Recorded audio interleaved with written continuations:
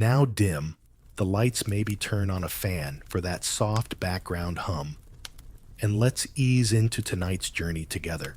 You're standing in a stone corridor that smells like candle wax, old dust, and ink made from oak galls. The kind of place where silence isn't just encouraged, it's mandatory. Welcome to the scriptorium, the copyist's sanctuary. Walls thick enough to muffle thunder windows, narrow and high, to keep temptations out, and rows upon rows of wooden desks, each paired with a hunched figure bent over a manuscript. But one desk is empty, and not because the monk assigned to it is running late. He's standing very still, clutching a scroll to his chest, eyes wide. You glance down at the desk in question, and there it is. Coiled neatly next to an inkwell, half asleep under the gentle heat of a stained glass sunbeam, is a snake. Slim, pale, almost elegant in a terrifyingly calm way. Like a professor who never needs to raise his voice. No one screams. No one fetches a broom. Instead, the abbot sighs, an ancient practiced sigh, and says again, because apparently this is not the first time the serpent has dropped in for a visit. Here's the historical truth, slipping into view. Like a flick of a forked tongue in the Middle Ages, snakes were not always seen as purely evil or dangerous. In certain monastic settings, especially those steeped in study and contemplation, they were linked perhaps surprisingly to wisdom. The symbolism goes back to ancient Rome, of course, and even earlier, the snake as a creature of healing. Think of the rod of Asclepius, of knowledge, hello Genesis, and of renewal, thanks to that regular skin-shedding ritual. By the time we get to the 12th century, these layered meanings have slithered their way into the margins of medieval thought, and sometimes into the literal margins of manuscripts. You pick up a half-finished page and notice a doodle in the bottom corner, a snake with glasses. No, really. Round spectacles perched on its non-existent nose, reading a book. Is it a joke? A monk's moment of rebellion? Or a reminder that knowledge is always a little dangerous? In some theological schools, particularly those influenced by Neoplatonism, snakes symbolize duality. They crawl low, but shed their skin. They frighten, but also heal. Like the mind full of contradictions, yet always seeking clarity.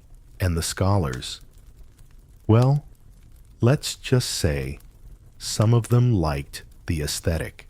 Take Brother Ulrich of Würzburg, for instance. Not a widely known name, but ask around any medieval studies department, and someone will have heard the story. Supposedly, Ulrich trained a small grass snake to sit curled around his ink pot, not for show.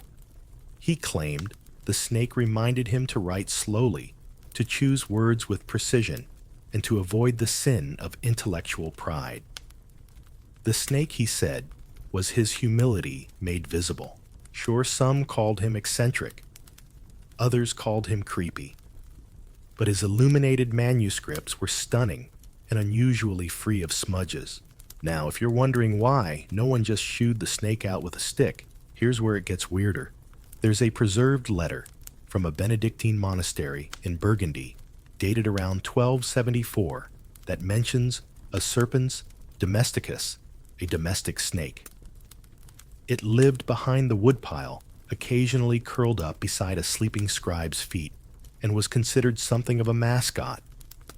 The monks even left it bits of milk-soaked bread, which biologically speaking is not snake food, but medieval zoology was more art than science. One monk wrote that the snake listened better than the novices. That was either a jab at student discipline, or the snake was genuinely more attentive. But of course, not everyone was so chill about it. Plenty of churchmen still viewed snakes with suspicion, citing their more infamous biblical debut. In some abbeys, even the mention of serpents in scholarly metaphors was considered subversive, hinting at dangerous knowledge, forbidden wisdom, or in one truly dramatic case, the devil's punctuation mark. Yes, someone really said that. Still, the image of a coiled serpent beside a scholar persisted not just in theology, but in medicine law and even early science. It slithered through the margins of illuminated texts, curled around initials, and peered out from behind scrollwork like it was waiting for your analysis. Some say it represented the scholar's mind, flexible, patient, capable of sudden insight.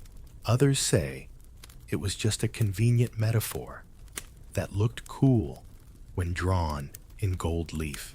There's an academic debate quietly ongoing about whether the symbolic use of snakes in medieval scholarly environments reflects genuine reverence, tolerated superstition, or just sheer boredom on the part of illustrators. Honestly, all three seem likely. Back in the scriptorium, the snake stretches. Its skin catches the colored light and gleams like polished bronze. The monk whose desk its claimed size adjusts his robe and mutters something about divine tests. The abbot, with a shrug that says he's given up fighting the cosmos, returns to his reading. And you quietly find a seat 2 desks away, careful not to bump the ink pot. Your hand reaches for the quill, but your eyes keep drifting to the little scholar on the table. Calm, coiled, watching, waiting. Maybe it's guarding wisdom. Maybe it is wisdom. Or maybe it just likes the warmth. Hard to say. Snakes aren't known for explaining themselves, but they do make excellent listeners. Oh, and don't worry. The only thing this one's biting tonight is time, unless you start correcting its Latin, and even then, just a gentle nibble. Venom and virtue. You're in the apothecary wing now. Not the dramatic kind with shelves of bubbling green goo and ominous skulls. No, this is much quieter. The kind of place where the dust smells like dried thyme and ink, and every jar is meticulously labeled in Latin, with handwriting so careful it might actually be afraid of being misinterpreted. You trail a finger along a shelf marked Venenum Medicum, which loosely translates to medicine that might also kill you, depending on the mood. And there it is, Vipera, Extractum, Snake, Venom. It's stoppered in thick green glass, nested in straw, and about as welcoming as a priest during confession week. But what's it doing here? Why is snake venom filed between rosewater and ground myrrh? And more importantly, who thought it was a good idea to give monks access to poison? Well, welcome to the surprisingly complex medieval attitude toward snakes, especially in the world of medicine and virtue. Here's your historical fact. Tonight, snake venom in carefully prepared doses was indeed considered a legitimate ingredient in some medieval remedies. Monastic apothecaries and university-trained physicians believed that what could harm might also heal depending on balanced dose and divine mercy. Yes, the same creature that tempted Eve and was regularly painted under the foot of the Virgin Mary was also boiled, dried, and bottled to treat anything from skin ulcers to melancholy. In a strange way, snakes were the ultimate paradox evil in the book, but virtuous in the bottle. This made them the perfect symbol for learned men in the Middle Ages who constantly walked that same razor-thin line between genius and blasphemy. You see, knowledge itself was viewed with suspicion. Too much, and you might question the order of things. Too little, and you're just guessing with expensive herbs. But snake venom, it forced humility. It reminded healers that wisdom must be precise, or it turns into hubris, and then you accidentally poison someone named Henry from the fish market. Again, There's a story, half recorded, half whispered, about a university in southern France, where a scholar named Osbert insisted on carrying a dried viper in his satchel. Not for defense, not even for research, but as a reminder that truth can be dangerous. He even had a little scroll tied around its neck that read, Scientia sine timore est mors, knowledge without fear is death. Very dramatic, very Osbert. He also once tried to make an antidote out of parsley ink and goat tears. So, hit or miss, but the snake in all its slippery symbolism found its way into the scholar's toolkit, literally and figuratively. It wasn't just used in potions. It was carved into ivory medical instruments, embroidered into university robes, and scratched into the borders of anatomical diagrams, like some academic mascot with venomous flair. You picture it now, a young student sitting under a leaky monastery roof, hunched over a chart of the human body, drawing a coiled serpent around the spleen, because, as he later argued, it looked empty. Naturally, the church didn't always love this blending of the natural and the mystical. There were debates, loud ones, possibly with thrown books. One particularly spicy theological debate in the late 1200s tried to answer the question, can a venomous creature be good if its venom heals? One side said yes, it's the intention, not the nature that matters. The other said no, if you bless a snake, it's still a snake. You can imagine how well that debate went over in a hall full of philosophers who hadn't eaten lunch. But the symbolic power of the serpent in medicine endured. To this day, some of the symbols we use in modern healthcare, like the rod of Asclepius, still carry that ancient image, a snake curled calmly around a staff, neither striking nor retreating. Just present, balanced. Back in the apothecary room, you hear footsteps. A monk enters, nods politely, and picks up the bottle of viper venom. With all the casual confidence of someone who knows exactly how many drops not to use, he opens a worn book with a tooled leather cover. Inside, recipes for tonics, tinctures, and cautionary tales in the margins. One such tale reads, mix not more than 1 grain, lest the soul separate quicker than intended. That's specific, but also comforting in a weird way. It means someone once measured death by the grain and decided maybe we should write that down. You move to another table where tiny glass vials sit in a row like choir boys, each labeled with herb salts, and one with what looks like powdered serpent skin. Now that's odd. Yes, apparently dried and powdered snake skin was occasionally used in treatments for fevers, nosebleeds, and spiritual afflictions. No, we don't know how well it worked. But let's be honest, neither did they. Still, it was the symbolism that mattered. The snake sheds its skin and is reborn. So if you took just a pinch, maybe your soul got a fresh start too. Probably not. But try telling that to the guy who paid 3 chickens for it. At this point in your journey, you're starting to notice a theme. Snakes weren't just about fangs and fear. They were about balance, ambiguity, the idea that knowledge like venom must be handled with respect. Too much, and you end up in the wrong kind of afterlife. Too little, and you're just using garlic for everything and hoping for the best. So when scholars associated themselves with snakes, it wasn't a flex. It was a reminder that wisdom has teeth and sometimes wears scales, and that you should never, under any circumstances, trust a recipe that starts with 1 bite-sized amount. Oh, and before we go, fun fact.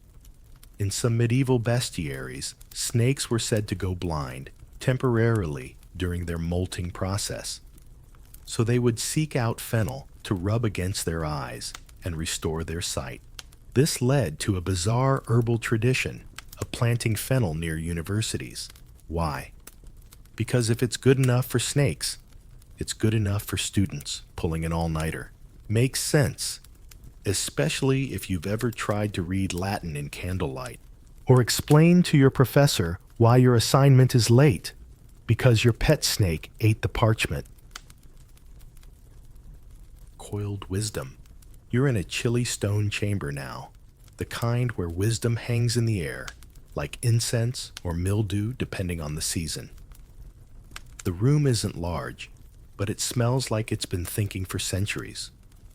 Parchment lines the walls, scrolls peek out from chests, and candles flicker beside pages, crammed with ink annotations and a few suspicious scorch marks. This is where Brother Thaddeus works, sleeps, and occasionally dreams of snakes that read Latin. No, seriously. He dreams of them often. A very specific snake, in fact. Greenish gold, with little horn-like ridges and what appears to be perfect penmanship. In his dreams, it slithers across the page, spelling out conjugations with the tip of its tail, and occasionally correcting his declensions with a polite hiss. He writes these dreams down, of course. You're holding one now. A small journal, bound in goatskin. Its edges singed slightly, maybe by candlelight, maybe by divine frustration. The entry reads, "Last night again, the serpent recited the Psalms. Pronunciation flawless, posture impeccable. I awoke with a new respect for the subjunctive." You'd laugh, but the monk who showed you the journal didn't smile. In fact, he just whispered, "That's the third time this month," and walked away shaking his head, like someone who knows better than to question a scholarly serpent. Here's your historical gem. Tonight, dream interpretation was taken very seriously in medieval scholarly circles. Especially among monks, dreams were thought to be messages either divine or demonic, and sometimes awkwardly both. And when snakes appeared in dreams, things got interesting. Some monastic texts classified snake dreams as signs of hidden wisdom, often of the forbidden or dangerous kind. Others suggested it meant your thoughts were too earthbound. A few even said it was a nudge from the Holy Spirit, disguised as something a little unsettling, because apparently subtlety was fashionable among heavenly messengers. Brother Thaddeus, for his part, believed the dreams meant he was close to discovering a truth, something just out of reach, like the last word on a smudged page. His fellow monks weren't sure whether to worry or take notes. Now here comes the strange side detail you didn't ask for, but absolutely deserve. In at least 3 recorded cases from the 13th and 14th centuries, monks claim to have seen snakes literally slithering across their open books, not in dreams, in real life. During study, were they hallucinating from too much ink inhalation? Possibly. But one report from an abbey in Saxony describes a scholar who interpreted the snake's path as a divine commentary, because it only touched words from Proverbs skipped over Leviticus entirely and paused longest on the line about the wise man storing knowledge. Coincidence? Probably. Convincing to him? Absolutely. This scholar then compiled what he called The Path of the Serpent, a short manuscript attempting to align snake movement with theological meaning. It included diagrams and a table of favored verses by tail position. Academic debate still rages quietly about whether he was mad-inspired or both, but this brings us to the real core of medieval snake scholarship, the idea that truth wasn't always direct, that wisdom, like a serpent, coils. It circles. It comes at you sideways, and when you think you've got it pinned, it sheds its skin and starts all over again. You reach for another manuscript, this one labeled De Anima et Angibus, on the soul and serpents. The opening line reads, "The mind, like the serpent, bends to what it fears or seeks to know. Straight thought is for children. Curves are for scholars." You blink. That's either deeply profound or complete nonsense. Maybe both. And here's where the debate slithers in, pun entirely intended. Some scholars believe the serpent represented gnosis, a form of intuitive, often mystical knowledge that bypassed structured reasoning. Others found that a little too close to heresy. After all, the church preferred knowledge that could be indexed, cross-referenced, and preferably argued over for 3 days straight. But those who embraced the serpent model of thought, they were the ones reading alchemical treatises, translating Arabic medical texts, and scribbling notes in the margins that said things like, "Check if truth bends, or we bend toward it." In one particularly bold commentary, a monk named Ulrich wrote, "The devil entered Eden as a serpent, not because he was evil, but because he knew how to ask questions." That one got him banned from lecturing for a season, but his students kept the quote. Meanwhile, in the quieter corners of scholarship, monks continued to doodle serpents into their manuscripts, wrapped around capital letters, peeking from the edges of illuminated vines, sometimes even sharing space with angels. That's right, angel meet asp. One marginal drawing from a 12th century psalter shows a winged angel holding a scroll, while a snake coils gently around its wrist like a bracelet. No swords, no standoff, just mutual understanding apparently. So, the next time you think of medieval monks as solemn, snake-fearing scribes, remember this: some of them quite literally studied with serpents in their dreams, in their ink, and possibly in their sock drawers. Back in Brother Thaddeus's room, you set down the journal. The candles have burned low. The air smells faintly of wax and rosemary, and the silence is starting to feel heavy. There's a rustle behind you. You turn slowly. Nothing. Just a small, neat scroll placed quietly on the desk. Its seal, a serpent curled into the shape of an S. You smile. Someone's playing along. Or maybe wisdom just shed its skin and left you a note. Heresy and herpetology. You're now walking down the long cloister of a university town. The stone beneath your boots is worn by centuries of pacing feet, most of them thinking very hard about very abstract things. Above the arches, echo with murmured Latin phrases, the occasional snore of an overworked student. And wait, was that a hiss? You stop, listen. Definitely a hiss. Following the sound, you find yourself in a garden behind the theologian's hall. It's a quiet space, overgrown with ivy, smelling of damp soil mint and academic panic. And in the center, a man with a long robe, wild hair, and a look of serenity that screams, "I'm either a genius or about to be arrested."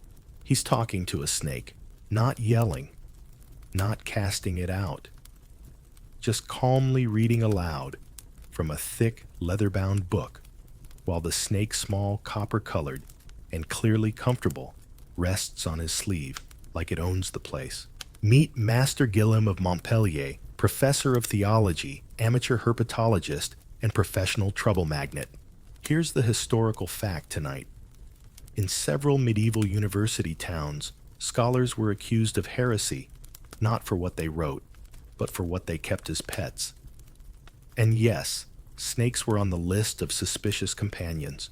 In 1302, Guillaume was formally summoned before a university council on charges of consorting with forbidden beasts and encouraging unnatural companionship with creatures not ordained for man's trust. which translated from medieval legalese basically means, "Why are you cuddling that snake Gillum?" His response, a calm, well-footnoted speech on the symbolic significance of serpents in scripture, medicine, and philosophy.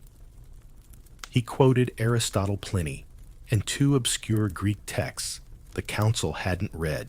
He even brought the snake named Eocundus by the way into the courtroom. It curled up on the tribunal's table, knocked over an inkwell, and promptly fell asleep. A theological debate ensued.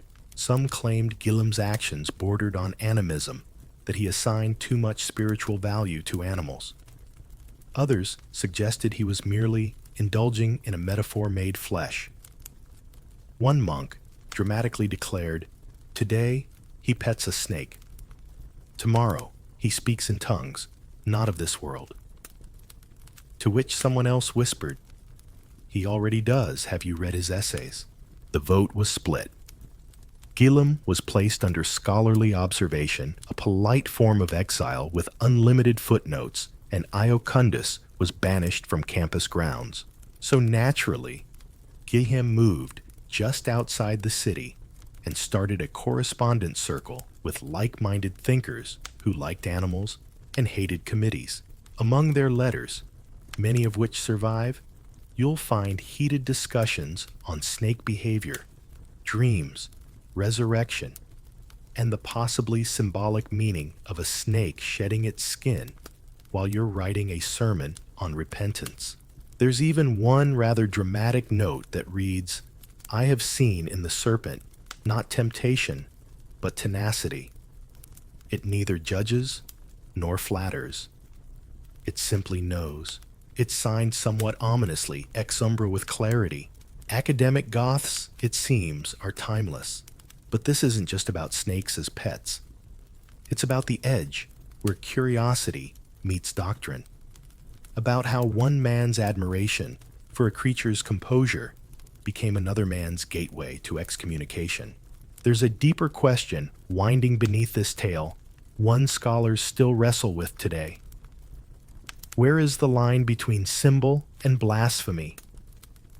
If you treat a snake as sacred, are you honoring its God-given traits or straying into serpent worship territory? Even more awkward, what if the snake is just a really good listener and you're lonely? Back in the garden, you watch as Gillum sets his book down and lets Iocundus slide up his arm toward a low branch. The snake pauses, looks at you, yes, really looks, and then disappears into the ivy. Gillum smiles faintly, the way people do when they know they're misunderstood, but also correct. He offers you a fig from the tree above, still warm from the sun. You accept mostly because rejecting mystical fruit in a medieval parable never ends well. He gestures to a bench and asks quite casually, "Have you ever noticed that Eve was never surprised by the snake speaking?" You blink. He continues, "She doesn't scream, doesn't faint, doesn't run. She listens, as if such a thing were not unexpected." You chew your fig and realize he's right. And suddenly the story shifts, not from sin and fall, but from familiarity. What if in some forgotten part of the world, snakes were once considered companions? What if knowledge has always slithered beside us, quiet and unwelcome, until someone dared to ask it a question? Of course, that's the kind of thinking that gets you into trouble in 1302, or tenured in 2025. Back then, it got Gillum exiled, his books burned, and his snake labeled an instrument of confusion. Which honestly sounds like a great band name, but his ideas lived on. In footnotes, in marginalia, in students who whispered his name like a secret password, while dissecting the contradictions between Genesis and Galen. Even today, in dusty libraries, his writings resurface like old skin long since shed. And maybe that's the lesson truth. Like a serpent rarely travels in straight lines. It curls, it waits, and it remembers. just like Iocundus.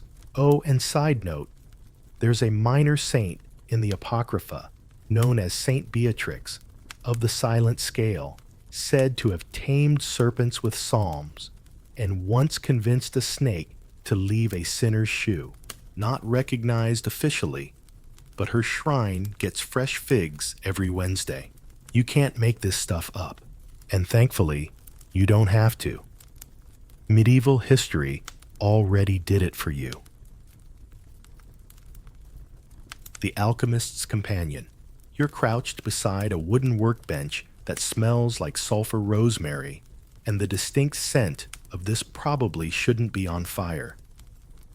The room is dim, except for a few stained glass windows, casting blue and amber patches on the cluttered floor. Shelves groan under the weight of glass flasks, pewter bowls, and grim-looking substances, with names like Calyx Viva and Aqua Ignota. You've entered the sanctum of medieval transformation, the alchemist's lab, and nestled beside a mortar full of powdered lead oxide is a creature that doesn't quite belong. Or maybe it fits perfectly. A snake, coiled calmly atop a piece of embroidered velvet. Its eyes half closed, its body rising and falling in time with the bubbling of a nearby flask. The alchemist, Master Reynaldus, isn't concerned. In fact, he gestures toward the snake and says quite matter-of-factly, he prefers to be present for transmutations. Of course he does. Tonight's historical fact slithers in with all the subtlety of mercury in a cracked vial in medieval alchemy. The snake was not just a symbol of rebirth. It was considered an emblem of philosophical transformation, of cycles of the unknowable becoming known. The serpent in particular, the Ouroboros, a snake eating its own tail, was a recurring motif in alchemical manuscripts. No surprise there. It represented infinity renewal and the self-consuming process of refinement. The kind of image that looks really cool, etched into the margins of a scroll, and also conveniently excuses exploding experiments. Master Reynaldus is explaining just that, gently stirring a concoction, the color of regret. He speaks softly, like the snake doesn't appreciate shouting. You nod, trying not to breathe in whatever he's cooking. Here's where it gets weirder. Some alchemists believe that snakes themselves possessed alchemical temperaments, not just symbolic, but actual vessels of transformation. Their ability to shed their skins made them living metaphors for purification. Their venom, seen by some as a substance that could both destroy and preserve, like fire in liquid form. One 14th century manuscript from Bologna describes a preparation involving the essence of serpent, though it's unclear whether this means actual snake parts or simply invoking the creature's spirit. A helpful footnote simply reads, "Do not attempt without proper guidance or planetary alignment, naturally." In another text, this one more decorative than practical, a diagram shows a snake curled around the three alchemical stages: negrito, blackening, albedo, whitening, and rubedo, reddening. Below it, a scribbled note, "True knowledge coils." It does not march. You glance at Reynaldus's snake, who seems to be nodding. Back to your senses, you notice the walls are covered in charcoal sketches. Figures, half human, half serpent flasks, shaped like coiled reptiles. Even a depiction of a man shaking hands with a snake, while a sun with a human face smiles approvingly. Too much mercury, you think, but also intriguing. There's even a theory floating around alchemical circles that snakes can smell gold. This is not based on any observable biology, of course, but on a singular event where an alchemist dropped his last gold coin, and his pet snake slithered directly to it. That was enough for a dozen treatises to be written. The debate that followed: do snakes inherently seek the perfected metal? Or is it the alchemist's projection of their own longing onto a conveniently mysterious animal? No one answered that, but several scholars suggested training snakes to help locate minerals. No evidence it worked, but it did lead to one memorable line in a 1350 field report: snake uncooperative, bit apprentice. Apprentice now philosophical. Reynaldus is showing you his latest notes. He's replaced all references to lead and gold with symbolic pairings, ignorance and insight, doubt and clarity. His snake, now uncurling slightly, watches your hand move across the page like it's assessing your scholarship. You're not sure how to feel about that. And here comes your odd medieval detail of the night. Some alchemists believed that their snakes could store knowledge not in the brain, but in the body. That by feeding it certain herbs and placing it near texts or precious stones, the snake would absorb wisdom and become a living talisman. One even wrote that his snake once hissed louder whenever he was about to make a mistake. Although it's unclear whether the snake was warning him or just annoyed by poor technique. Either way, it worked. Sometimes, at least until it slithered into a copper bowl during a distillation and briefly became invisible. Reynaldus says that part softly. The snake, he insists, returned after 2 days, slightly shinier and far more judgmental. Of course, not all viewed this companionship kindly. Some rival scholars accused Reynaldus of forming pacts with creeping things. One competitor described the snake as unblinking and possibly sarcastic, which, if you've ever stared at a snake, is fair. But for Reynaldus, the snake isn't evil. It's the perfect witness. Quiet, coiled, observant. Never rushing, never forgetting. A creature that doesn't argue, doesn't panic, and never underestimates the danger of mixing arsenic with divine inspiration. So when Reynaldus finally finishes his latest tincture, glowing faintly, smelling faintly of cinnamon and secrets, he lifts the flask and gently nods to the serpent. It doesn't respond, but the alchemist smiles anyway. You get the feeling that in this room, silence is the highest compliment. Oh, and before you go, one final detail in some alchemical texts. There's mention of a creature called the Draconem parvulum, the little dragon. Described as a snake with wings, no one's ever seen it, supposedly appears only when a true philosopher's stone is near. No one's confirmed its existence. But several alchemists claimed their snakes got noticeably restless during breakthroughs.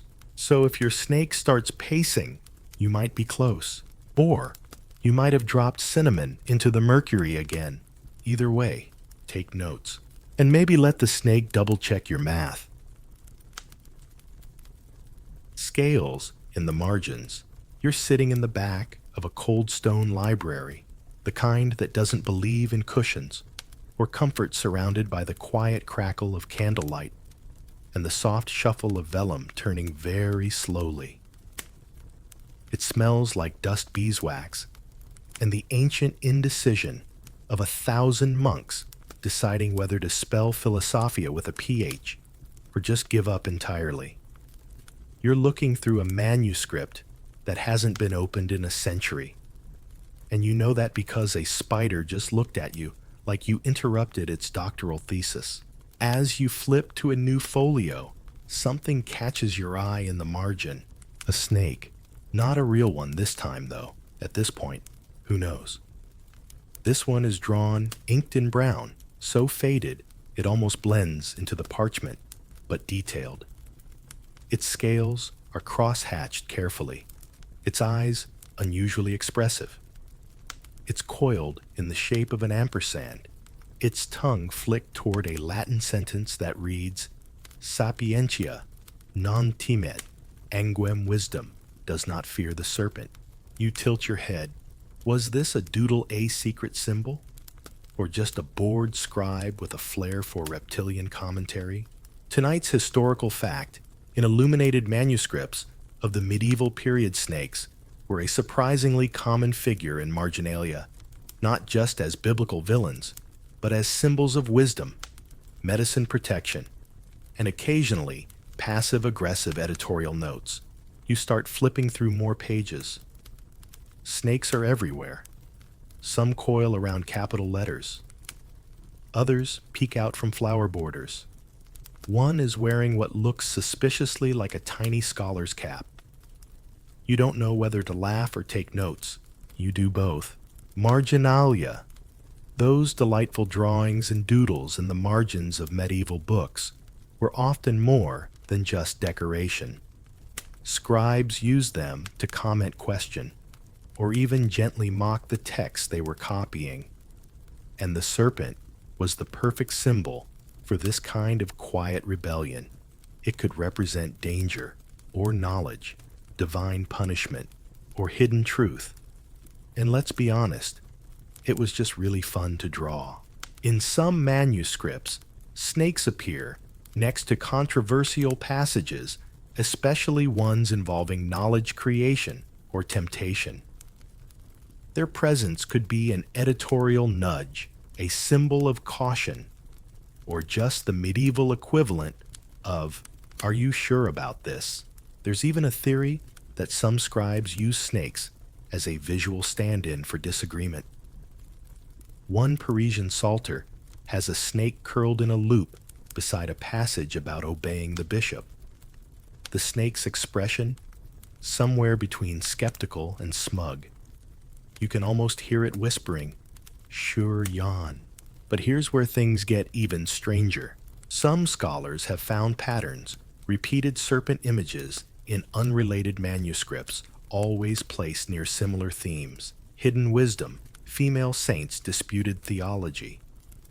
Not identical drawings, but close. Almost like a secret society of scribes leaving quiet snake-shaped breadcrumbs across Europe. Conspiracy, coincidence? A collective inside joke that lasted 2 centuries? We may never know. But there's a rather charming theory in one commentary suggesting that monks believed drawing snakes helped trap dangerous thoughts within the margins, keeping them from leaking into the soul of the reader. Like academic pest control. With scales, back in your manuscript, you come across one particularly elaborate snake.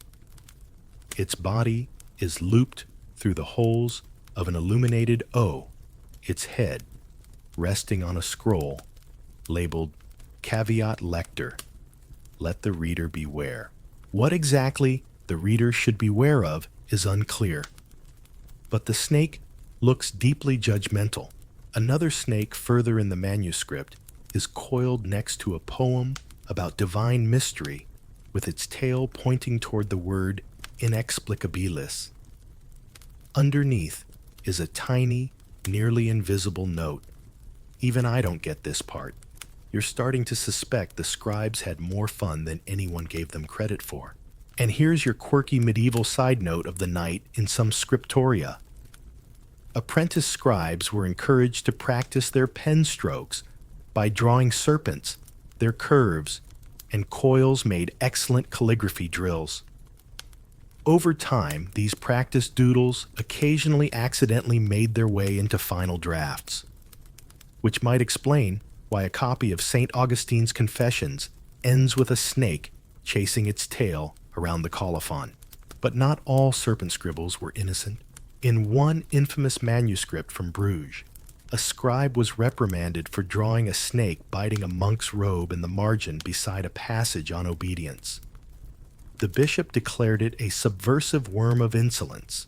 The scribe responded by drawing the bishop with donkey ears on the next page. Anonymous, of course.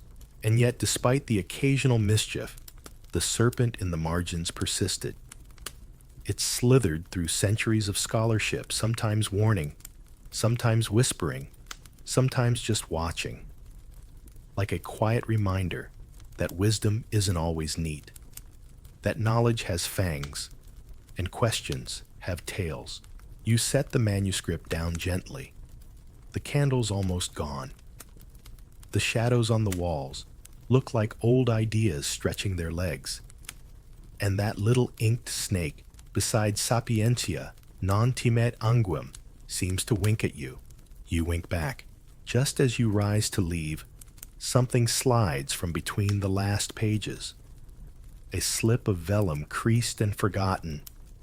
On it, just 5 words in the same careful hand. The truth moves and curves. It's not signed. Of course it's not. But the little inked snake at the bottom curls once around the phrase like it's guarding something fragile. You tuck it back where you found it. Some margins are meant to hold mysteries, and some snakes, they just know where to hide. The snake and the scholar's seal. You're in a narrow chamber, tucked deep beneath an old university hall, where the ceiling is so low, even the thoughts have to stoop. Dust coats every surface. Scrolls lean lazily in baskets, and the smell is something between old leather and very academic mildew. This isn't where the students study. This is where they send things they're not sure how to shelve or explain. Tonight, you're investigating a seal, not the barking fish-loving kind, but the wax kind, deep red, cracked and imprinted with an image so sharp it could have been pressed yesterday, a coiled snake holding a scroll in its mouth. Around it, a Latin motto, Veritas non fugit, truth does not flee, and beneath it, the name Magister Alwyn of Tübingen. Not exactly a household name, unless your household subscribes to 14th century academic drama. Tonight's historical curiosity, some medieval scholars had personal seals featuring snakes, not as warnings, but as emblems of intellect secrecy and scholarly power. And Magister Alwyn's was one of the most famous, or infamous. Alwyn was known for his unorthodox lectures, his refusal to wear the standard academic robes. He preferred a cloak made of what he claimed was philosopher's wool, and for fiercely defending the belief that truth must be pursued even when it slithers into uncomfortable territory, which in medieval academic terms was basically like announcing, "I dare you to accuse me of heresy." His seal, always affixed in blood-red wax to his treatises, essays, and polite but smug rebuttals, became a quiet legend. The snake on his seal wasn't threatening, it was composed.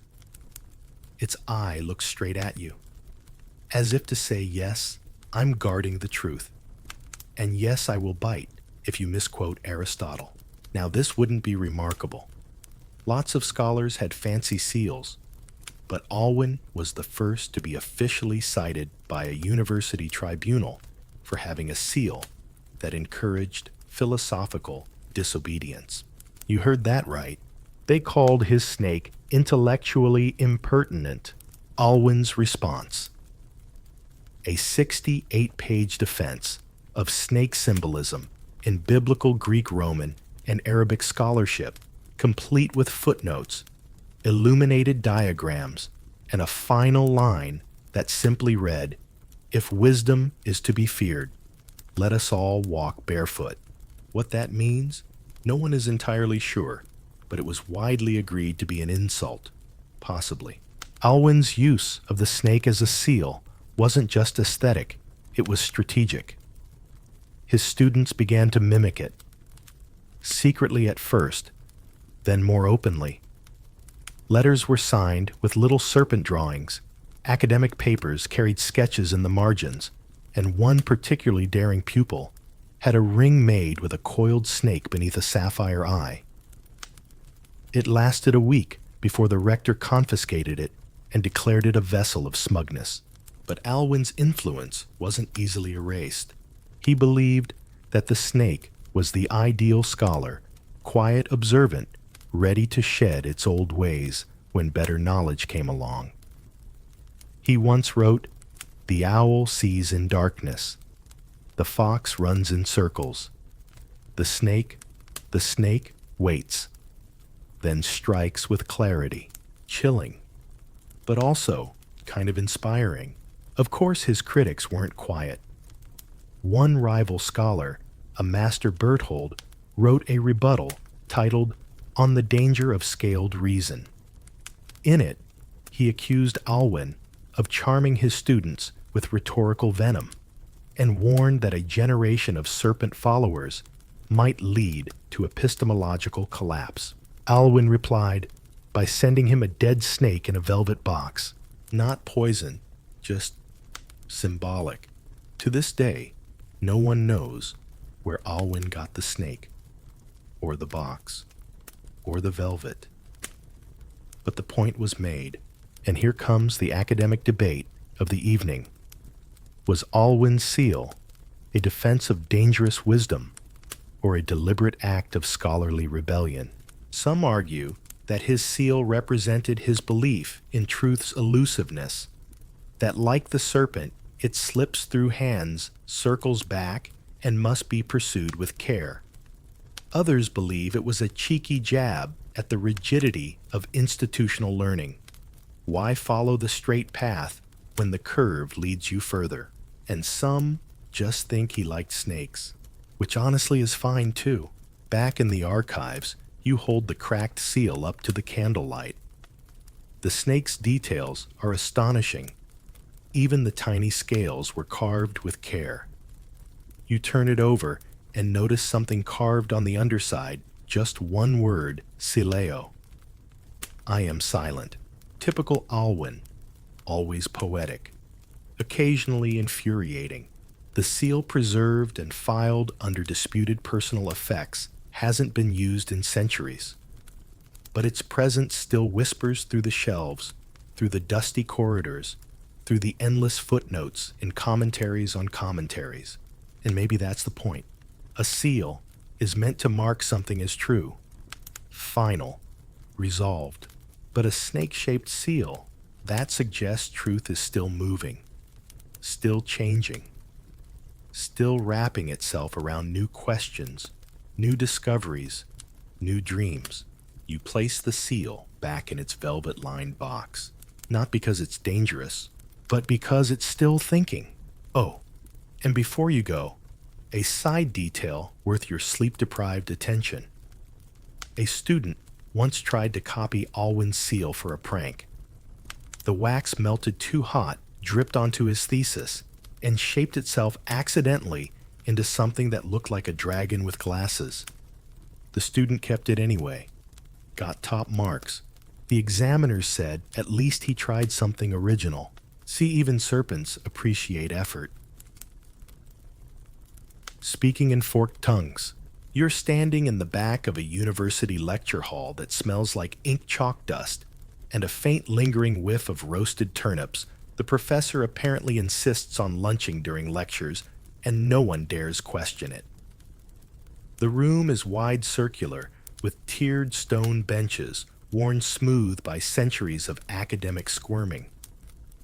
On the walls, faded banners of the different faculties: theology, philosophy, logic, rhetoric, and in the center, gesturing wildly with a feathered quill in one hand and a half-eaten pear in the other, stands Magister Leto of Prague, delivering his famously contentious lecture, The Dual Tongue Language Lies and the Serpent's Semantics.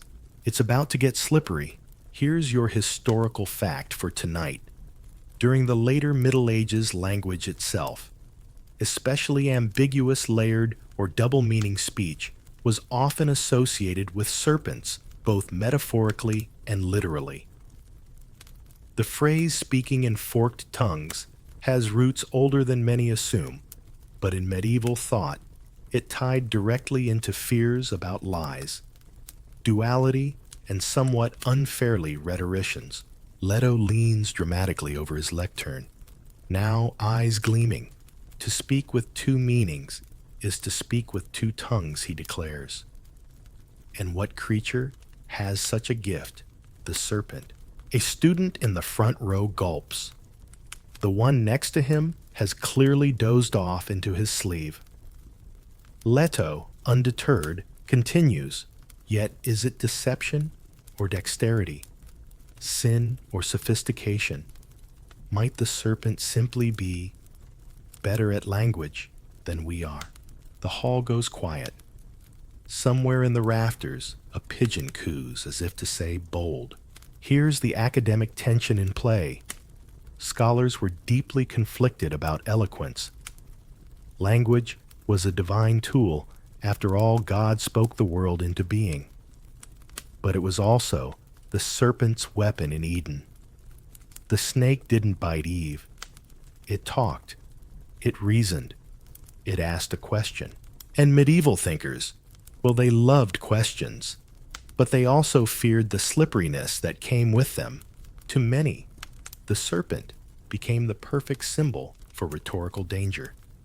A creature whose mouth split in two, who hissed instead of declared, who never told a lie directly, but made you think one up yourself. A famous 13th century commentary on logic noted, "A philosopher must not speak with a serpent's tongue, unless he intends to strike truth from falsehood with it." You're not sure if that's an endorsement or a warning. Meanwhile, Magister Leto is now pacing the front of the room, tossing pear rinds into a basket quoting both Cicero and the Venerable Bede in a single breath, and causing general panic among students who didn't do the reading. He draws a quick diagram on the chalkboard, a tongue split in two. On one side, veritas truth. On the other, fallacia fallacy. We fear the serpent, not because it speaks falsely, he says, but because it speaks well. Some students nod. Others glance nervously at their notes, as if afraid the ink might start hissing. And here comes your odd historical detail. In at least 4 medieval plays, the devil is portrayed not with horns or hooves, but with a double tongue, a literal split tongue, sometimes made of red silk that flapped awkwardly from the actor's mouth. The symbolism was obvious duplicity, trickery, the ability to charm and deceive with the same breath. But not all uses of serpentine speech were negative. In certain mystical texts, especially from the more esoteric corners of monastic thought, the serpent's forked tongue was seen as a symbol of divine paradox, the truth that contains two truths. An abbot in northern England once wrote, "God speaks plainly to children, and in riddles to the wise. The serpent speaks only in riddles, and thus we must learn to listen sideways." You'd write that down, but it already sounds like something you'd lose sleep over.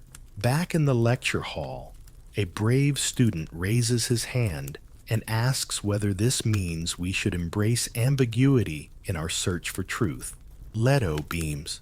"Ah," he says, "but ambiguity is a snake that coils around certainty. The question is, do you squeeze it or let it squeeze you?" The student lowers his hand and begins reassessing his life choices. The rest of the lecture unfolds like a philosophical labyrinth. Passages on the Tower of Babel Latin puns a dramatic reading of an Anglo-Saxon proverb about the tongue that sings both frost and fire, and for some reason, a tangent about geese. You're not sure what the geese were about. Possibly a metaphor? Possibly lunch-related. By the end, your head is spinning, but in a good way. Like you've just listened to a serpent explain the universe, and you only understood every other sentence, but somehow that made it deeper. As the students file out, Leto turns to you and smiles. "Language is the closest thing we have to magic," he says. "And magic, as you know, is never quite trustworthy." You nod, and just as you turn to leave, he adds one more thing. "Oh, and if you ever find a scroll that hisses when open, don't worry, it's probably just well written." You thank him, quietly back away, and wonder if he meant that literally. He probably did. Or maybe he was just speaking in forked tongues. Monastic snake catchers. You're standing just outside the herb garden of a modest hillside monastery. It's late spring. The air smells like sage lemon balm and faint regret, and a bee is doing an impressively aggressive dance around your left ear. You swat half-heartedly, but your attention is elsewhere drawn to the cloaked figure kneeling near a rosemary bush, holding a wicker basket in one hand and a very long, very calm stick in the other. Meet Brother Adalbert. He's not a healer, not a gardener, not even the one who lights candles in the chapel. He's the monastery's unofficial, unordained, entirely necessary snake catcher, and he's about to very gently scoop a grass snake into his basket while humming what sounds like a psalm in D minor. Here's your historical fact tonight. Some monastic communities in the Middle Ages developed roles, or at least recurring tasks, for dealing with the small, slithering wildlife that found its way into cloisters, gardens, dormitories, and occasionally lecterns. And while snake catcher was rarely an official title, there are enough records letters and extremely detailed complaint logs to suggest it was a real and recurring job. Brother Adalbert does not mind this job. He says it keeps him humble and quiet and low to the ground, which is apparently where many answers live. He once told a novice, "If you want to understand patience, follow something with no legs." The novice did, for 2 hours. Got very sunburnt. But back to the garden. You're told this is Adalbert's third catch this week. The snakes are harmless, mostly grass or smooth snakes. But that doesn't stop the younger monks from dramatically leaping onto benches and shrieking like saints being tempted by pastry. He doesn't judge. He just gets his basket. Some monks swat flies. Others ring bells. Adalbert relocates reptiles. And tonight's odd little detail. Some monastic texts, particularly in herbals and practical manuals, included sections on dealing with snakes, not as threats, but as neighbors. They advise sprinkling crushed garlic along thresholds, planting fennel near hen houses, and if possible, speaking calmly to the serpent, for they may sense thunder in your tone. That last part is from the Garden Rule of Brother Evo, a 12th century treatise that's 30% botany, 30% folklore, and 40% someone having a long, one-sided conversation with lizards. You peek into Adalbert's basket. The snake is curled peacefully, as if it's heard this Gregorian lullaby before. You ask where he'll release it. By the wall, he says. They like warmth and secrets. Also, the abbot's afraid of them. He grins. You smile back. There's a running joke in the monastery. Adalbert knows more about the behavior of snakes than he does about the Gospel of John. He claims that's untrue. He just happens to know the snake chapters by heart. One of the more poetic monks once called him the herpetological hermit. Another wrote a short dramatic verse, where books are shelved and prayers are deep. One brother guards us while we sleep. He holds no sword, nor speaks with wrath. He just removes what slithers past. Adalbert framed that one, hung it next to the pantry. But of course, there's always tension. Some brothers whisper that his comfort with snakes borders on unnatural, that no man should have such calm in the face of scales, that once, during matins, a snake curled beside his boot, and he didn't even flinch. Adalbert shrugs. They're quiet, observant, like monks, but with more grace under pressure. There was one incident recorded in the margins of a very upset letter where a snake slithered into the chapel during Vespers, right up to the altar. The reader stumbled. The cantor fainted. The abbot had a moment. Adalbert just walked forward, whispered something, and scooped it up like a lost glove.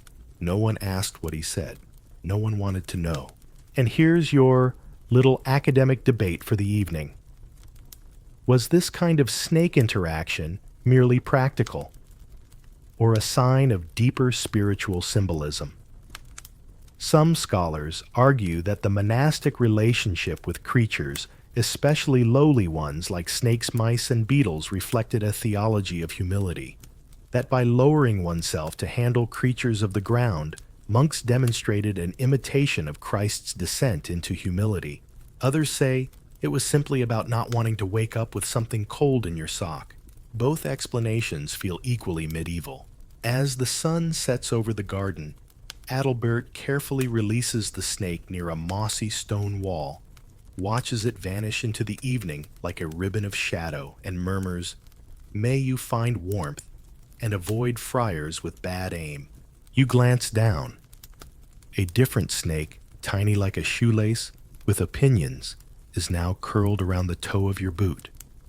Watching, Adalbert chuckles. "That one likes parchment. Keep your notes off the ground." You take a cautious step back. The snake slithers away with all the self-assurance of someone who's been here longer than you. And maybe it has. After all, if wisdom coils, it probably has a favorite monastery. And if snakes listen, they probably prefer gardens with good acoustics. You thank Adalbert. He just nods, gathers his basket, and disappears down the path, humming again. Probably another psalm, or maybe just something serpents-like. Either way, you suddenly feel very aware of your ankles. Sleep tight. The garden debate. You're standing in a cloister garden at the hour when shadows go long, and the sun starts apologizing for being too bright all day. The gravel under your sandals crunches softly. The scent of lavender wafts by on a breeze that also smells faintly of ink and argument. To your left, a statue of Saint Jerome, looking very disappointed in everyone. To your right, two monks mid-debate voices, just shy of shouting robes, flapping like angry laundry. Welcome to what the local students call the garden debate. Though today, it might be better titled, "Was the Snake in Eden Actually Wrong?" Tonight's historical fact in medieval theology, the serpent in the Garden of Eden wasn't always portrayed as the straightforward villain. While most sermons firmly labeled it the bringer of doom, certain philosophical and poetic writings, especially in more speculative circles, entertained the idea that the snake wasn't evil, so much as curious, which, to be fair, is the same defense used by most first-year students in philosophy class. The debate began, you're told, when Brother Emmerich Young, quick-witted, suspiciously fluent in Greek, offered an interpretation during lunch that made several older monks choke on their barley stew. His argument, what if the snake wasn't tempting Eve out of malice, but out of a genuine desire to share knowledge? What if the snake, like any good tutor, simply couldn't resist correcting someone's limited understanding? Cue stunned silence dropped spoons, and someone whispering, "Heresy," but politely phrased. Brother Emmerich now stands beneath a fig tree, calmly gesturing with a copy of the Hexameron as if it were a sword of reason. Facing him, Brother Osmond, older, slightly stooped, and clutching a wooden rosary like it might leap to his defense, is quoting every church father who ever described the serpent as the architect of sin, doom, and early checkout from paradise. The creature used persuasion, Osmond says sternly. A tool of the devil. Emmerich nods. Exactly. He used words, not fangs. Should we not fear ignorance more than questions? You step a little farther back. This feels like the kind of moment where lightning checks in just to see if anyone's earned it. Here's your odd academic detail tonight. A handful of manuscripts from the 12th and 13th centuries include marginal notes, speculating that the serpent in Eden might symbolize a kind of proto-teacher, not morally good, but intellectually necessary. That the fall, terrible as it was, also opened the door to curiosity, awareness, and ironically, theology itself. One bold monk in Avignon even annotated Genesis with the phrase, "Would we know good from evil without the exam?" It did not go over well. Back in the garden, Brother Osmond argues that Eve's innocence was sacred, and the serpent's act was manipulation. Brother Emmerich counters with a parable about a blindfolded child reaching for a candle. Yes, it burns, but now they know the nature of fire. Osmond mutters something about this being exactly the kind of metaphor that got Lucifer fired. To your left, a small group of novices has gathered, pretending to weed, but clearly listening in. One is sketching a snake in the dirt with a stick. It has glasses and a mortar board. You decide not to comment. And here's the deeper philosophical question slithering through all of this. Is knowledge inherently dangerous? Or is it only our response to knowledge that brings danger? The serpent didn't force the apple down anyone's throat. It merely posed a possibility, a choice. Some medieval thinkers wrestled with this tension in their private notes. Publicly, they toed the orthodoxy. Privately, they scribbled things like, "If the serpent told a truth, but we were not ready to hear it, is the fault his or ours?" And your favorite footnote, "The problem is not that the serpent speaks, it's that he makes sense." As the sun dips lower, the debate reaches what scholars like to call the passionate flailing phase. Osmond is referencing St. Augustine. Emmerich is referencing Ovid. You're referencing the fact that dinner starts in 10 minutes and someone has already claimed the good bread. Still, it's oddly beautiful. Two minds grappling with the slipperiness of symbol, with the weight of words, with the uncomfortable idea that the earliest bad guy in human history might have also been the first to ask why not. And for a moment, as a breeze stirs the fig leaves, you feel the echo of that ancient garden, not as a paradise lost, but as a classroom just before someone asks the question that changes everything. Eventually the abbot appears, clears his throat, and ends the debate with the authority of someone who once accidentally stepped on a snake and now refuses to discuss the subject. Brother Osmond walks away muttering psalms. Brother Emmerich stays back, eyes still on the tree. He looks at you and smiles. Curiosity isn't a sin, he says softly, just a habit with unpredictable consequences. You nod, though you're not sure the fig tree agrees. You glance at its branches. No snakes. But if one appeared right now, you're not sure whether you'd run or ask it a question. Tinctures and tongues. You're hunched in a corner of a medieval apothecary chamber that smells like cloves vinegar and deeply questionable optimism. Shelves stretch high and wide, stacked with vials, dried roots, scrolls tied in fraying silk, and a suspicious number of small cloth sacks labeled "Do not open indoors." A mortar sits on the workbench, crusted with something that crackles faintly when the air shifts, and perched beside it, as if it owns the entire establishment, is a snake, not coiled for threat, not even watching you with that usual snake indifference. No, this one seems to be judging your outfit, or perhaps your understanding of Latin declensions. It blinks once, slowly. The apothecary, Brother Roland, doesn't even look up. He doesn't bite students, usually. Reassuring. Tonight's historical fact, snake venom, powdered scales, and even distilled serpent were all believed to have medicinal properties in medieval pharmacopoeia. While some of these concoctions were based on classical texts, others were pure medieval invention, equal parts miracle, and maybe don't try this at home. Roland is grinding something into a paste the color of caution. He's humming, which is either a good sign or an attempt to mask the smell.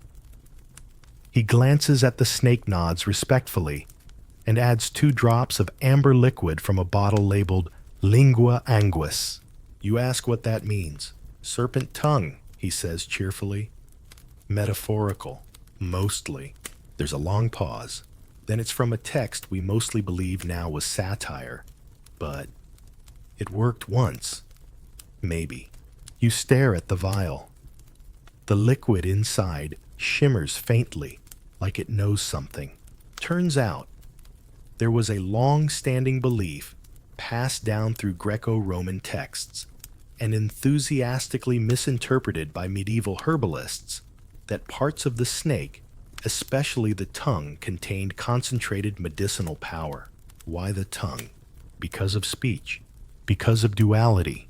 Because, get this, people believed the forked tongue physically reflected a creature that could speak in 2 directions. One to diagnose the ailment, one to confuse it. It's both doctor and deceiver. And in some monastic pharmacies, lingua anguis was used as an ingredient in tinctures for diseases thought to originate from confusion of the mind, like melancholy, hallucinations, or excessive poetry. There's a scroll on Roland's desk titled On the Restoration of Balanced Humors in the Curious Mind. In the margin, someone has drawn a snake balancing on a scale weighing a brain and a heart. Unclear which side is heavier. You ask what the tincture does. It encourages clarity, Roland says. Or at the very least, it makes the dreams more interesting. He lifts the vial, swirls it once, and pours exactly 3 drops into a brass spoon. The snake watches closely. Roland places the spoon under your nose. It smells like mint lightning and possibly betrayal. You politely decline. He shrugs. Your call. The last person who tried it claimed they could recite Virgil backwards. You're not sure if that's a boast or a symptom. And here's your strange side detail.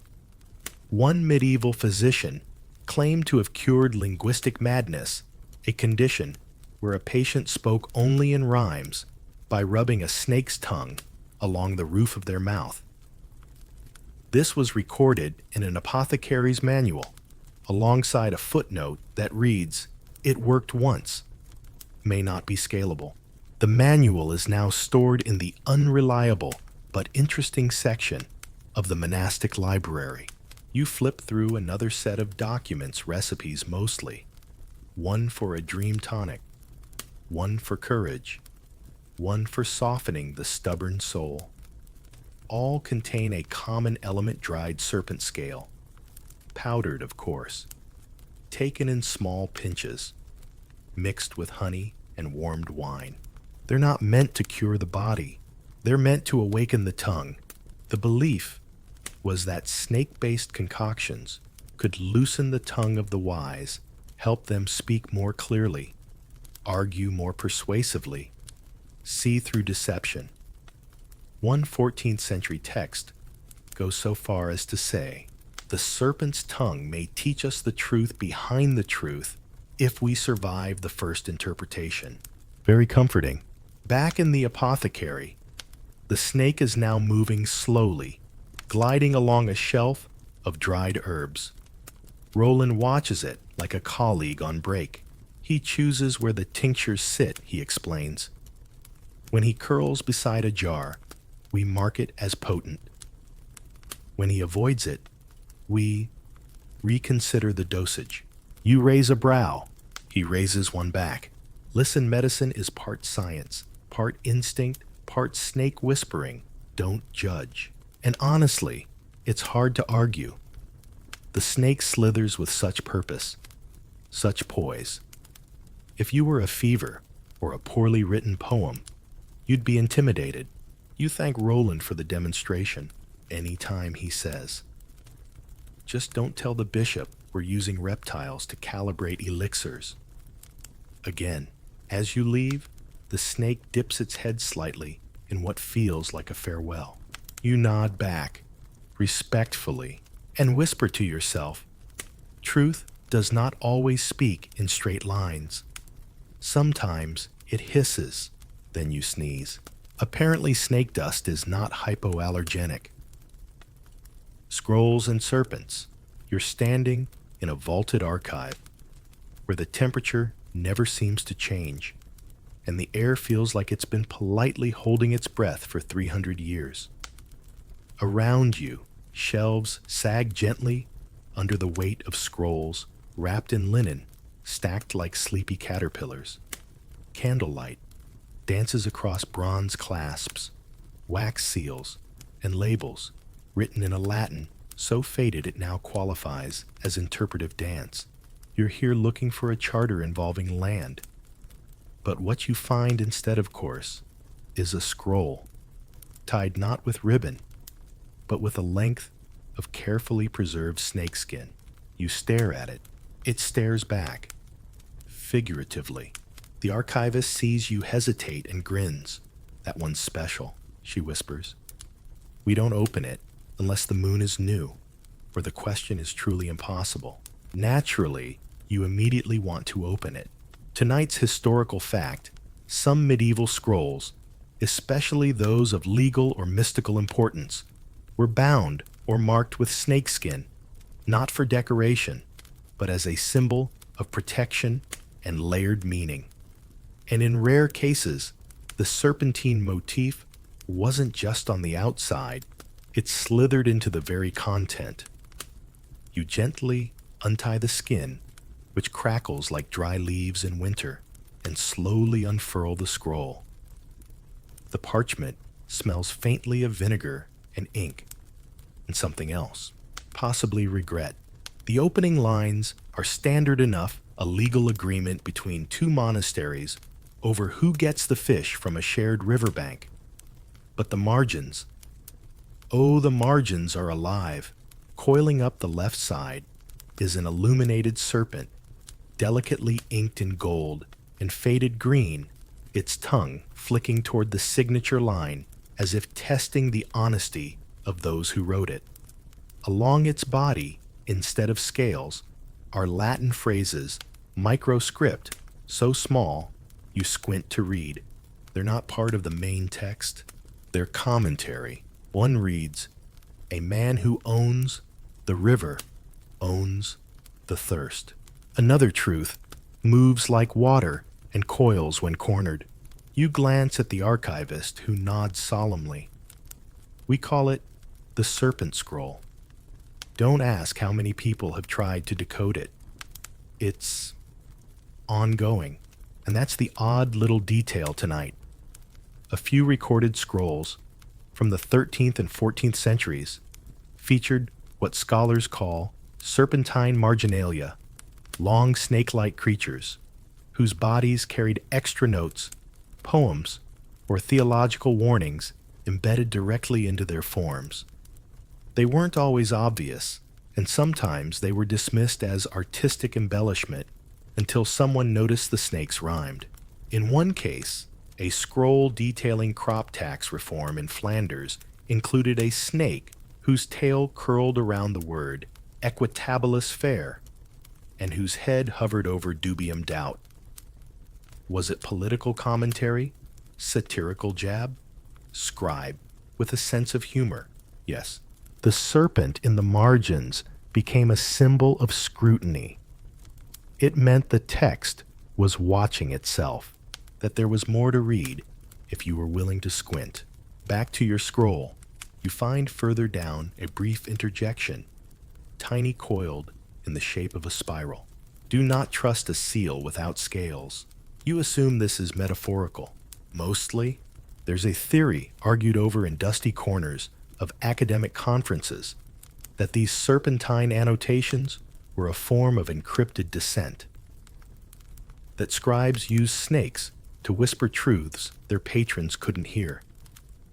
Truths about corruption power, the slipperiness of promises. After all, what better creature to embody complexity than one that leaves no footprints?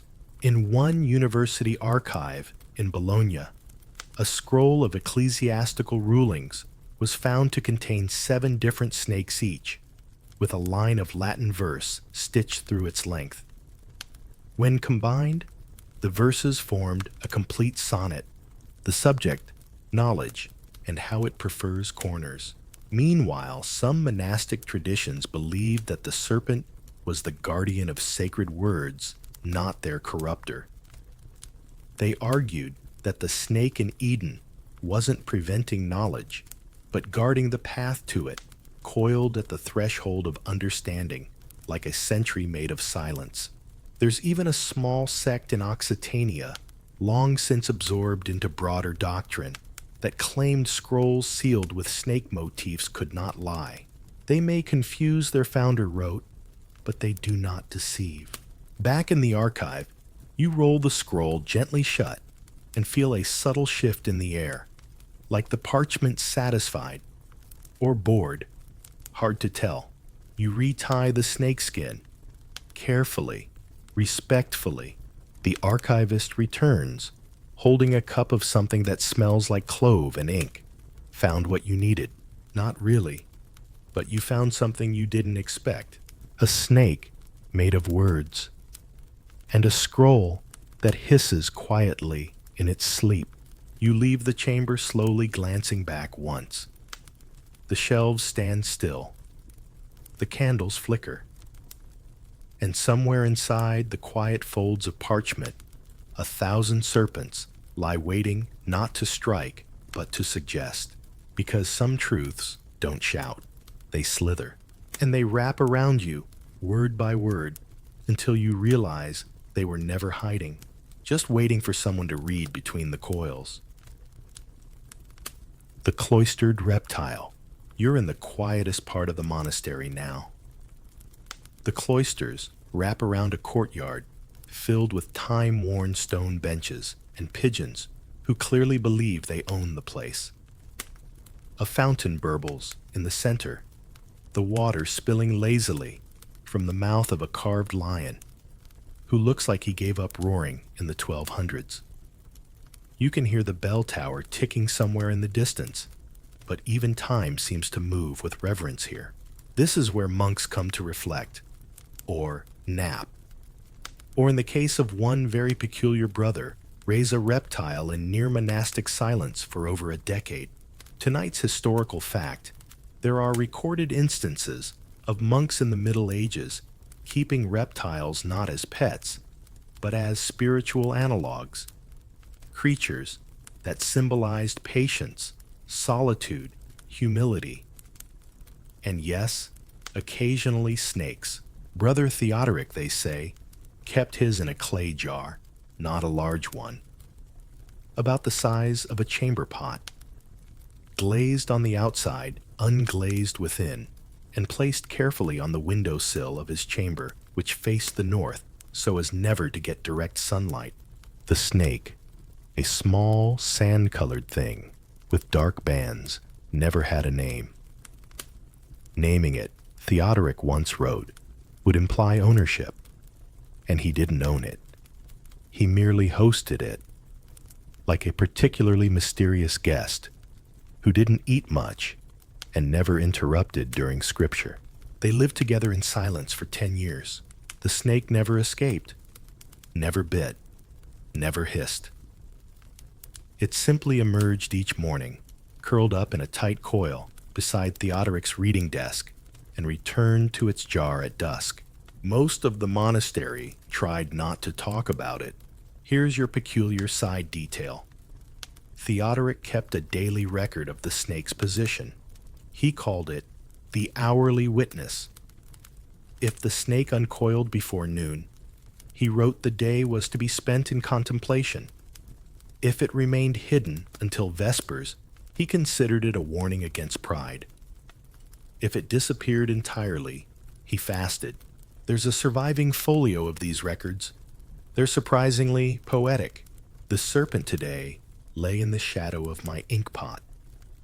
I have not spoken above a whisper. The serpent refused to rise. Neither did I.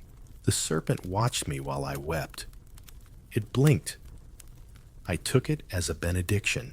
He never claimed it was divine. He never called it a symbol.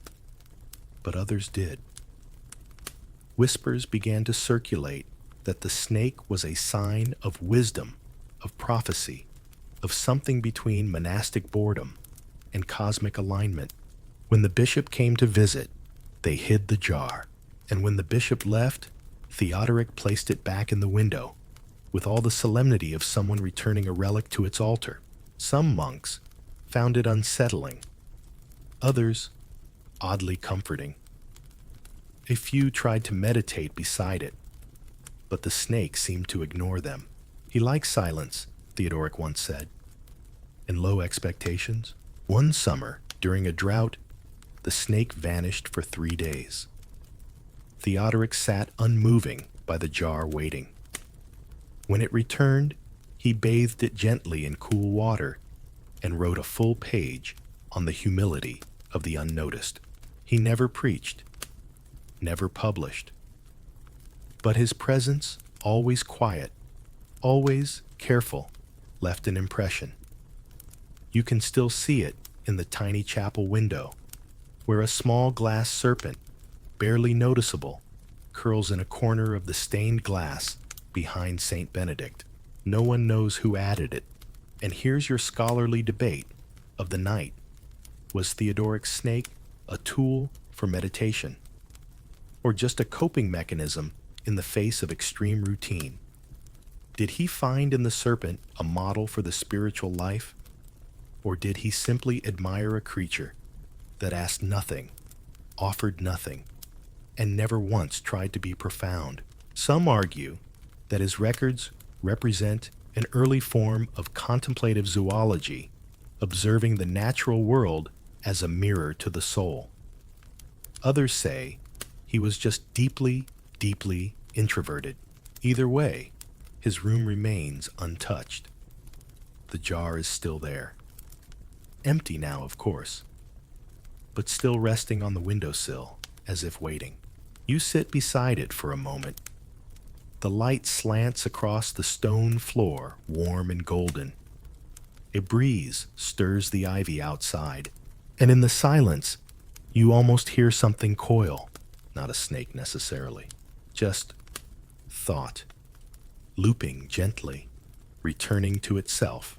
Before you leave, you notice a scrap of parchment tucked inside the jar. Just a line. Some truths speak. Others curl beside you and wait. You place it back, carefully, quietly, and walk away, feeling like you've been gently observed by something with no judgment, only presence. That might be the highest form of wisdom, or at the very least, the most relaxing. The Ouroboros Lecture. You're seated in the back row of an old university hall that smells like chalk-damp wool, and the unmistakable tension of students trying not to fall asleep during something important. Candles flicker in iron sconces, casting long shadows on the ceiling beams, and a faint draft rustles the pages of an unattended notebook 3 benches over. In the center of the room stands Magister Irwin. His robe half-buttoned, his spectacles slightly askew, and his lecture notes entirely missing. He doesn't seem to mind.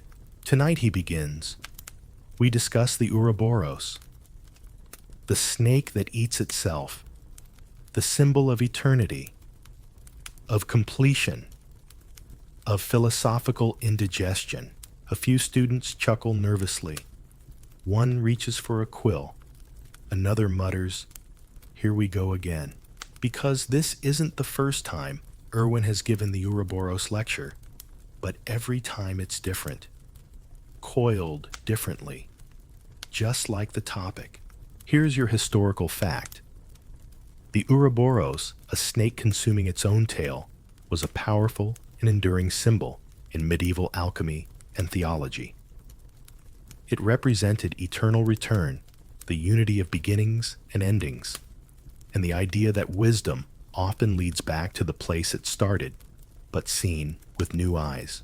And in a century obsessed with linear salvation and eternal damnation, this circular snake was controversial. Let us begin at the end, Irwin declares, sketching a circle on the chalkboard. Because that is also the beginning. Confused, yet good. That's where wisdom begins, right in the coiled center of your discomfort. A pigeon on the windowsill blinks in what can only be described as skeptical agreement.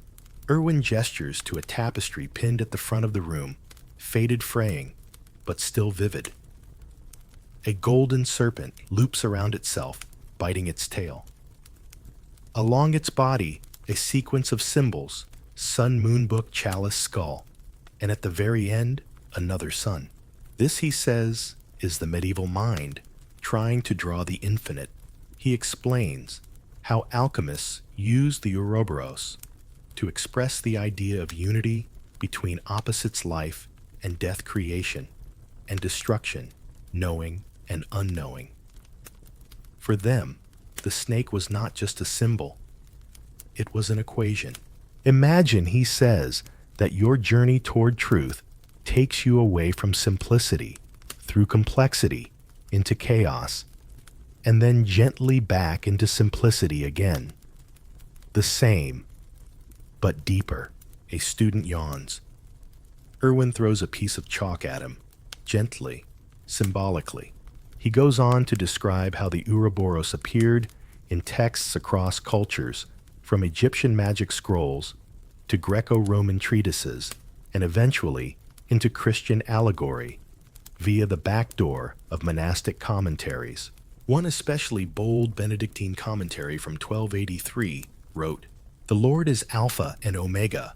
What is the shape of Alpha joined to Omega, if not the circle? And what coils in a circle? But the serpent who knows neither hunger nor pride, only return." The author was immediately asked to reconsider his metaphors. He declined. Meanwhile, Irwin is pacing again. The snake is not eating itself out of hunger, he insists. It is completing itself. We see consumption. But what if it's communion? What if it's academic revision? Now he's smiling. The sort of smile professors wear when they know they've lost half the class, but the remaining half are wide-eyed and spiraling in a good way. Think about it. What if learning is a loop?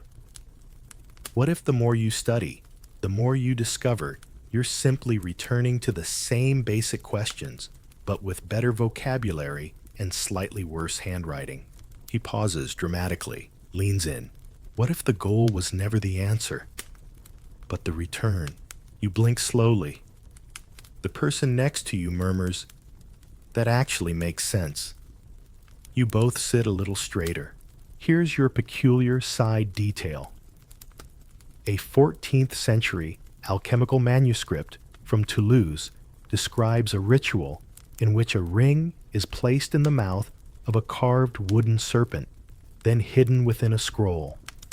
It was said to preserve the continuity of thought. What that actually means is anyone's guess, but the manuscript ends with a drawing of a snake wrapped around a tree labeled Memoria. Memory, apparently, is also circular. Back in the hall, Irwin is wrapping up, literally. He's coiled a piece of twine into a loop on the floor and is now standing in the center. We like to think of knowledge as a ladder, he says. Always up, always forward. But what if it's a spiral staircase? You still rise, but you see the same truths over and over, just from higher up. You glance at the blackboard. The Ouroboros gleams faintly in the candlelight chalk dust haloing its head. One final moment of silence. Then Irwin says, "Of course you may reject the serpent. Say it's pagan.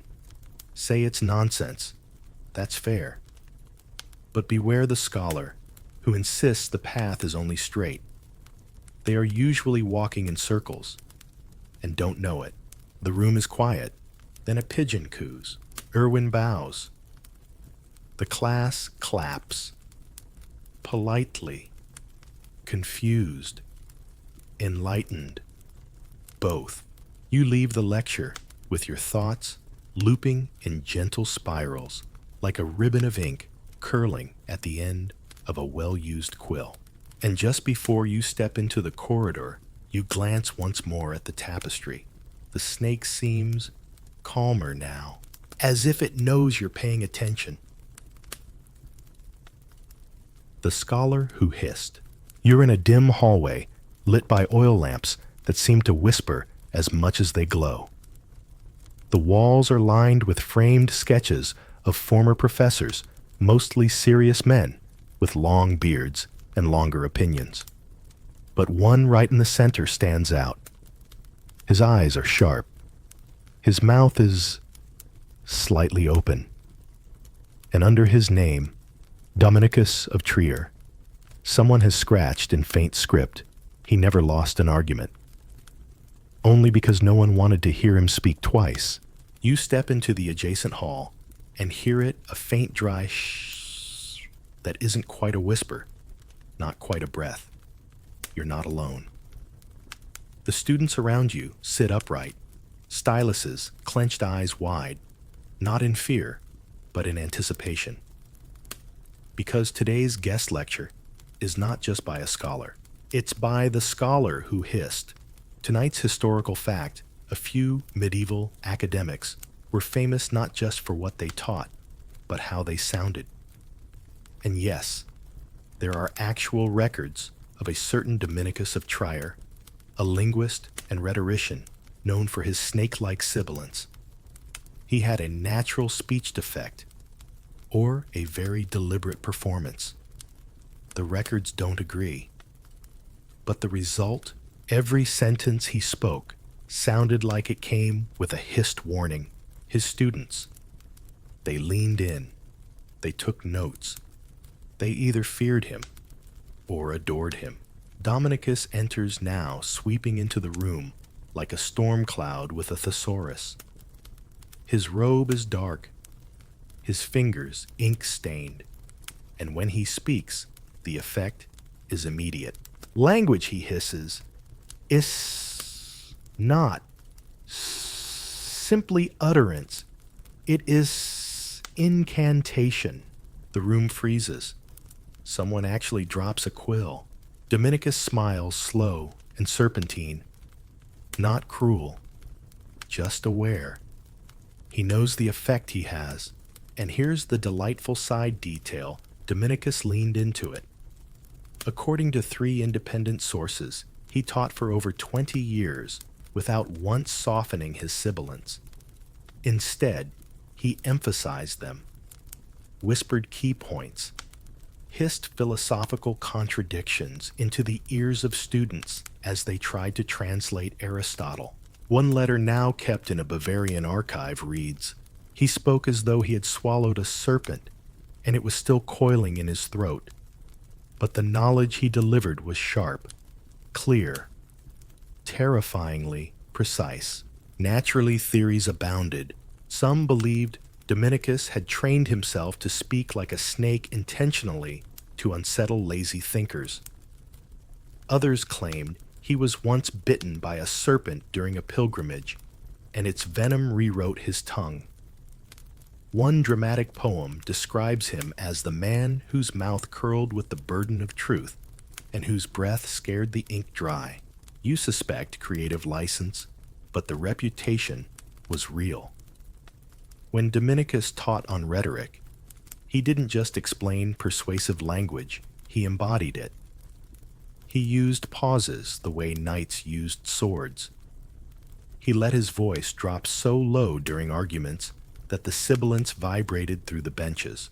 One anecdote, possibly apocryphal, describes him settling a theological dispute simply by walking into the debate, staring at both parties and saying, "Perhaps the truth is is not yet ready to be cornered. No one responded. Because honestly, what do you say to that? Here's the academic debate. Was Dominicus's speech pattern a disability, a theatrical tool, or some deeply medieval hybrid of both? Some scholars argue he was working with what he had. Others say he crafted an identity around his voice, a brand centuries before branding became a thing. Either way, it worked. His lectures were standing room only. His commentaries on Aristotle were copied hiss marks and all. One manuscript even includes stage directions, like pause here for emphasis. Hiss if necessary. Back in the hall, Dominicus is now explaining the duality of speech, the way words conceal, even as they reveal. Language is a cloak, he says. Even truth sometimes shivers beneath it. He smiles again. Then he tells the story of the serpent in Eden, his version. The snake did not lie, he says. She spoke in possibility. You glance around. No one is writing. Everyone is just listening, which for a medieval lecture is a miracle. He concludes with a quote attributed to no one. We fear the hiss, not because it is wrong, but because it tells us the sentence may not be over. Silence, then applause, slow at first, then building echoing off the stone like 100 tiny snakes, shedding politeness. Dominicus nods, leaves the room without a word. Later, you find his old notes in the library, meticulously written with tiny snake doodles next to every rhetorical flourish. In the margins, a single line. Clarity is a hiss away from mystery. You don't know if that's deep ridiculous or both, but it sticks, like a whisper you weren't meant to hear, but can't forget. The snake beneath the pulpit. You're inside a small stone chapel, tucked between two cloister wings, the kind of sacred space that feels like it's holding its breath. Candles flicker low in their sconces, casting sleepy halos on the carved faces of saints who've seen far too many confessions. The pews are worn smooth by centuries of kneeling, and the pulpit oak grand, slightly tilted, is the kind of structure that looks like it might preach, even if no one stands in it. But today, no one's preaching. Today people are whispering, because something moved beneath the pulpit, and not metaphorically. Tonight's historical fact: there are documented accounts of medieval churches, especially older ones, built over crypts or reused foundations housing reptiles beneath or behind their pulpits. Some of these creatures simply lived there, drawn by the warmth and stillness, but others were placed intentionally. The priest, Father Willem, is kneeling beside the pulpit, now pulling away a loose floorboard with the care of someone disarming a theological landmine. Beneath it, a hollow space, and in that space, still coiled and slightly annoyed by the sudden light, is a snake. Not large, but not small either. It lifts its head, blinks slowly, then resumes doing absolutely nothing. Willem sighs, not in fear, but in the way one sighs when the bread oven breaks on a feast day. Again he mutters. You watch from a respectful distance. According to chapel lore, the snake has lived here for years, possibly generations. One friar insists it's the same snake his mentor whispered about in the 1270s. Another claims it showed up just after a sermon on humility that ran 20 minutes too long.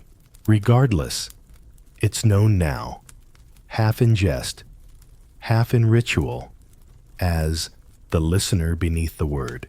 Here's your peculiar side detail. Some churches, particularly in isolated monastic communities, came to associate serpents under the pulpit with the idea of hidden wisdom knowledge that listens but never interrupts. One abbot even called his chapel snake a low creature who waits for high truth. You know the kind of thing that sounds poetic. Until the snake slithers across your foot mid-sermon. Father Willem gently nudges the creature back beneath the pulpit with a sprig of fennel. The snake obliges, almost politely. He replaces the board, smooths his robes, and turns to you. He's a quiet congregant, he says. Doesn't tithe, but he listens better than the novices. You ask why they haven't relocated it. Willem shrugs. We tried once. The week it was gone, the lectern collapsed, the choir got laryngitis, and the wine turned. So, he stays. And here comes your academic debate. Is this symbolic folklore or lingering pagan practice hiding beneath a cassock? Some argue that the snake beneath the pulpit is a relic of older earth-based traditions, gods of wisdom and serpents intermingling in hidden ways. Others claim it's purely medieval pragmatism. If a snake's not hurting anyone and seems vaguely mystical, leave it alone and assign it a virtue. In one documented case from 1311, a bishop visiting from Avignon insisted that a cathedral remove its crypt serpent. Afterward, his horse refused to enter the town. Superstition, coincidence, divine PR. Back in the chapel, Willem steps up to the pulpit and taps its base twice, a custom the monks insist was started as a quiet nod to their scaly tenant. Like saying grace, but reptilian.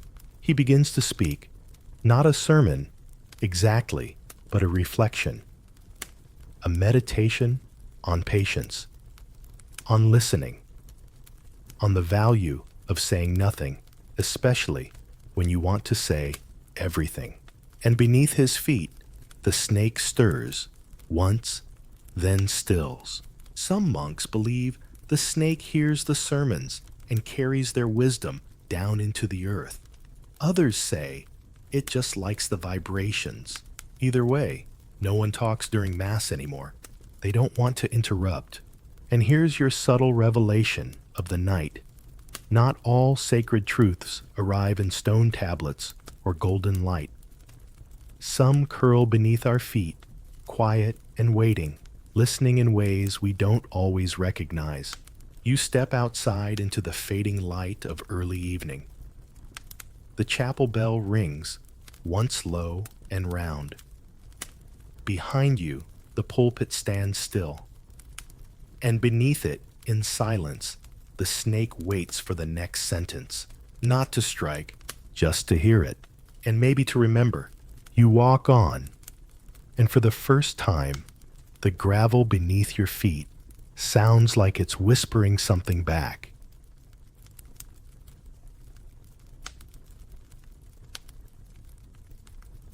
Forbidden familiar. You're in a university chamber that smells like smoke-damp wool and recent accusations. The windows are narrow.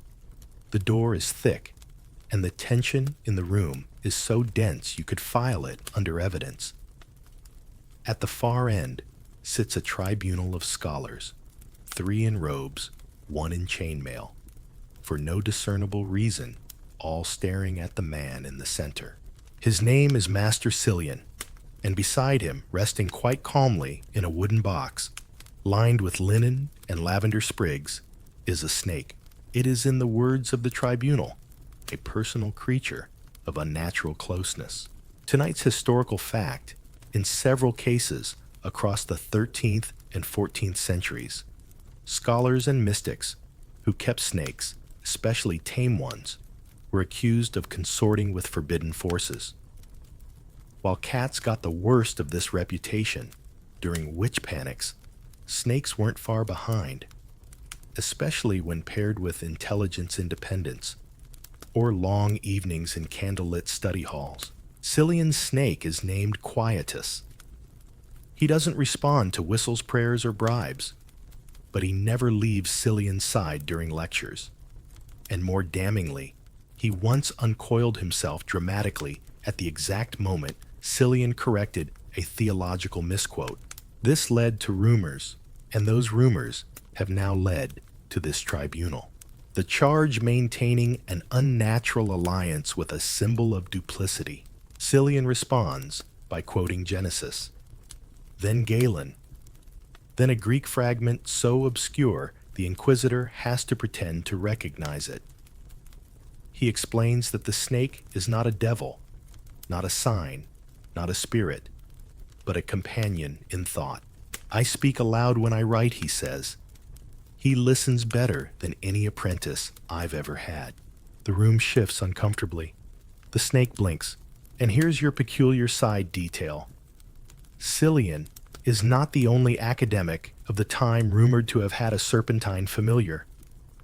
Letters from Bologna, Paris, and Toledo speak of scholars who kept reptiles as quiet observers, believing their presence brought balanced concentration and occasionally inspiration. One apothecary noted that her mentor refused to work unless her pet adder was nearby. Its gaze kept my lies honest, she wrote, and my tinctures stable. But of course things get tricky when the lines between pet symbol and spirit blur. Back in the tribunal room, one scholar demands to know whether the snake has ever spoken. Cillian replies, not in words, but neither does my conscience. He's told that's not comforting. He shrugs. The academic debate here slithers quietly under the surface. Is closeness with a serpent a sign of blasphemy or merely an uncomfortable metaphor?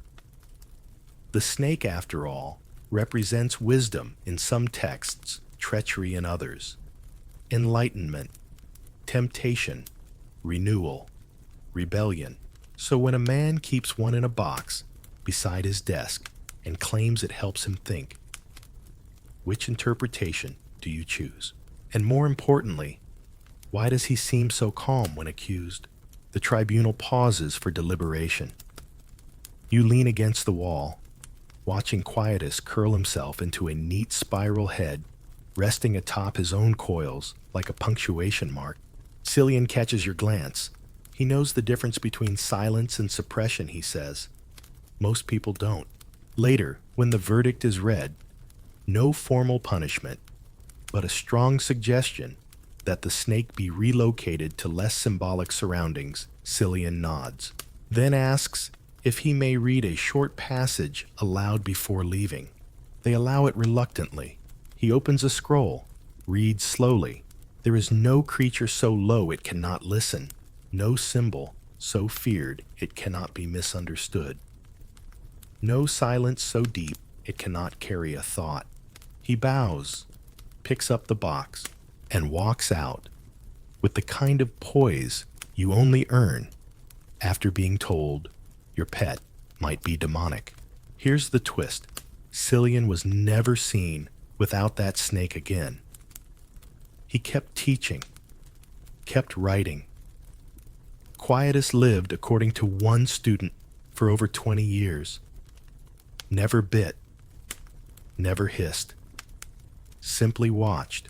And once, during a particularly confusing philosophy exam, slithered onto the lectern and coiled beside a quote from Aristotle as if to say, "This one." The student passed. Barely. Some say it was luck. Others say some knowledge is best delivered by something without vocal cords. Back in your own study, you think about Cillian's trial, about symbols and fear, about the strange comfort of a creature that doesn't judge, doesn't explain, and doesn't flinch when you say something profoundly uncertain. And maybe that's why they're feared, not because they're wicked, but because they don't need to prove they're not. They just sit with you, still, listening, and sometimes that's all you need.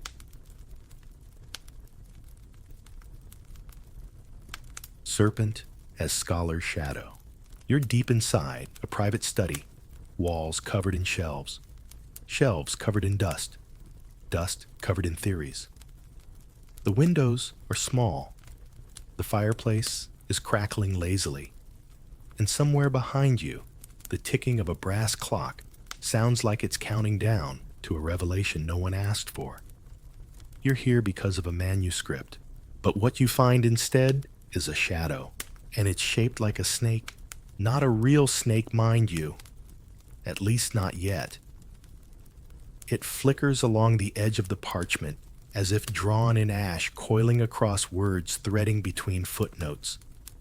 The manuscript's title, De Sapientia Serpentina, on the nature of coiled wisdom. The author anonymous, of course. Tonight's historical fact: some medieval texts suggested that the snake wasn't just a symbol of knowledge, but the embodiment of the intellectual journey itself. A metaphor so close, so quietly persistent, that it became the scholar's second self. A shadow, a guide, a presence at the edge of the page. The manuscript in front of you isn't particularly long, but every page contains a diagram, a human figure bent over a scroll, and beside them always a serpent, sometimes coiled, sometimes rising, sometimes simply watching. The text claims a scholar never studies alone. The serpent walks with him, not as tempter, but as memory made flesh. You raise an eyebrow. Then it adds, if your thoughts never hiss, they may not yet be alive. Charming. And here's your quirky detail. In at least 4 medieval commentaries, thinkers recorded dreams in which their shadow took the shape of a snake, a creature that followed them, silently curled beneath their desk, or whispered things they forgot to write down. One monk wrote, "He slithers behind me at dusk, and at dawn I understand Plato." Could be metaphor, could be stress, could be too much fennel in the evening soup, but the image stuck. In this manuscript, the serpent isn't demonic or divine. It's inevitable. The more you study, the longer you reflect, the closer it gets. It curls in the corners of your thoughts, watching your footnotes, and occasionally nudging your conclusions with a flick of its tail. Not maliciously, just helpfully smug. The text reads, "To think is to coil, to remember is to shed, to teach is to open your mouth, and pray you don't bite." You chuckle despite yourself. Then you turn to a section titled, "On the Dangers of Ignoring One's Shadow." It warns that scholars who deny the serpent, who try to cut away ambiguity and dwell only in certainty, risk drying out their minds, becoming brittle, predictable, and worst of all, unread. It continues, "The serpent does not demand you worship it, only that you make room for questions that slither." Back in your chair, you shift slightly. The fire pops. A long, curling burn mark snakes across the table where someone centuries ago rested a candle too close to a roll of parchment. Or maybe it wasn't a candle. According to one marginal note, a scholar in Avignon once claimed that his shadow moved differently when he wrote a lie, that it lengthened, coiled, and refused to follow him out of the study. He rewrote the sentence. The shadow returned. You laugh. Probably nonsense, but a clever kind of nonsense. This brings us to tonight's debate. Is the serpent's shadow merely metaphorical, or an early psychological recognition of the scholar's subconscious? Modern minds might say it's projection, the externalization of doubt, nuance, and unspoken questions. But medieval thinkers didn't separate symbol from spirit so easily. To them, a serpent-shaped thought could be just as real as a footstep in the cloister. One passage claims, "Only the arrogant write in straight lines. The wise leave space for the snake to pass." That one feels like it belongs on a mug or a warning label. As you continue reading, something shifts in the room. You look around. The fire still crackles. The clock still ticks. But the shadows near the window now curve slightly, as if listening. It's probably nothing, or it's everything. You reach the end of the manuscript. There's no signature. Just a final diagram a scholar sitting at a desk, quill in hand, head bowed. And behind him, his shadow a serpent raised and alert watching the blank page. Below it 5 words, "He who writes is watched." You close the manuscript gently. The fire pops once more, and suddenly, the quiet of the study doesn't feel empty. It feels shared. You gather your things, leaving the book as you found it, and as you turn to go, your own shadow stretches across the stone floor, longer than expected, thinner than you remember, with just the faintest suggestion of a flickering tongue at the tip. But maybe that's just the candlelight, maybe. Either way, you walk carefully. Wisdom, after all, prefers not to be stepped on. The book that slithered. You're in the restricted section of a cathedral library, where the air smells like old parchment cedar and silent judgment. The torches on the wall crackle a little too loudly, and the floor creaks underfoot like it's been sworn to secrecy. You weren't supposed to come in here alone, but the librarian stepped away for just a moment, and the curiosity, it slithered in before you could stop it. There, resting on a marble pedestal, is the book, bound in something smooth and slightly iridescent. Not leather, not parchment, something in between. The cover is etched with a serpent coiled around a wheel, and beneath it, in careful gold script, Codex Serpentis. No one knows who wrote it or when, but everyone agrees it moves. Tonight's historical fact: some medieval texts were believed to be enchanted, not in the fireball-throwing sense, but in the quietly unsettling way that suggested they resisted being read. Pages that turned themselves, covers that never settled in the same place twice. Most of these reports were exaggerations or very bored monks.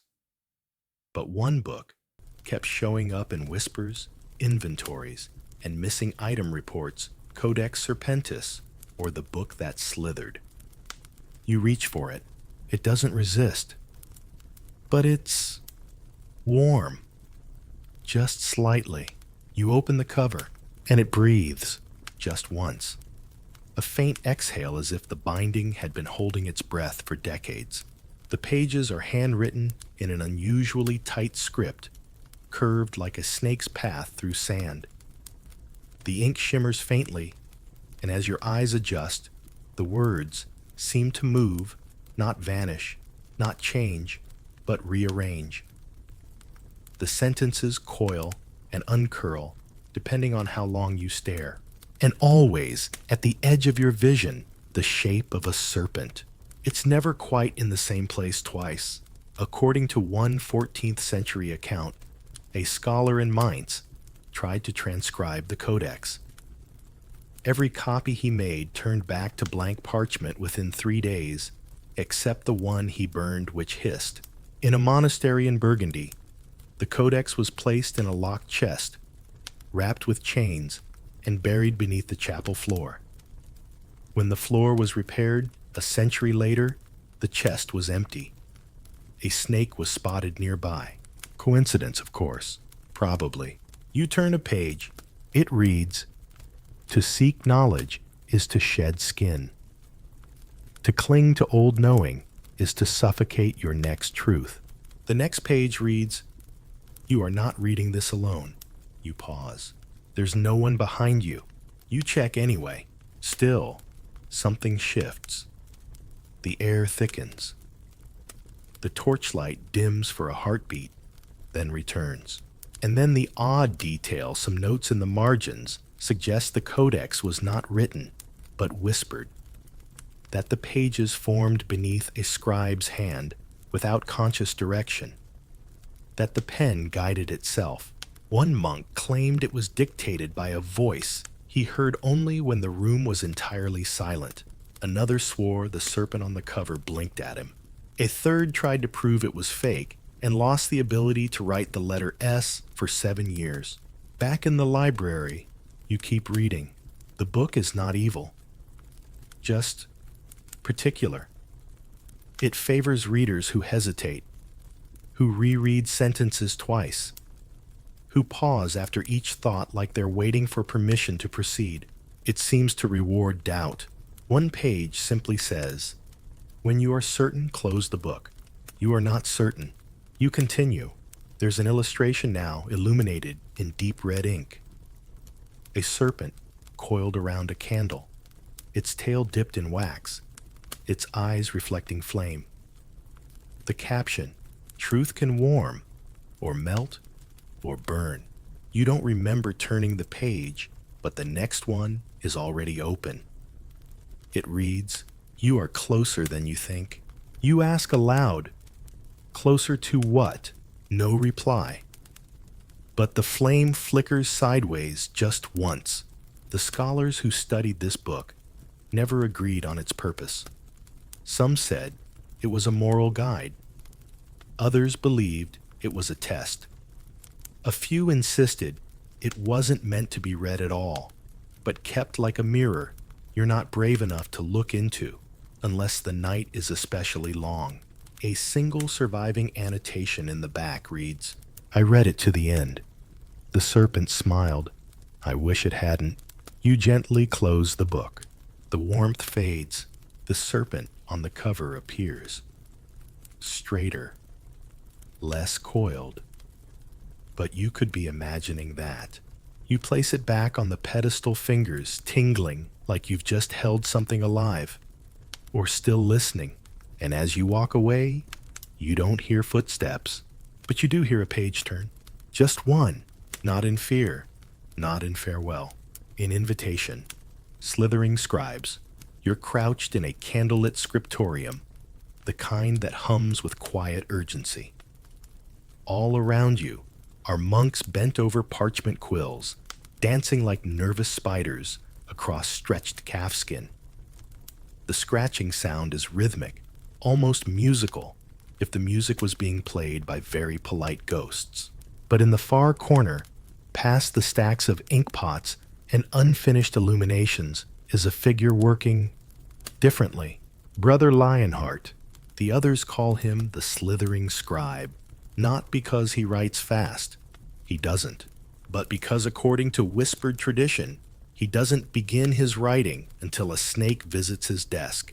Tonight's historical fact: some monastic communities develop deeply personal and highly ritualized writing habits, and in rare cases, these included waiting for natural signs or living omens to appear before starting sacred texts. One such case, recorded in the annals of a Rhineland monastery, described Brother Lionheart and his assistant, a smooth-scaled, greenish-brown serpent that would appear from the stonework near sundown and curl beside his parchment as he wrote. Every night, every scroll, no exceptions. You're watching now as Lionheart lays out his tools with slow, deliberate care. The ink is fresh, the quill sharpened. The parchment is blank, perfectly ruled.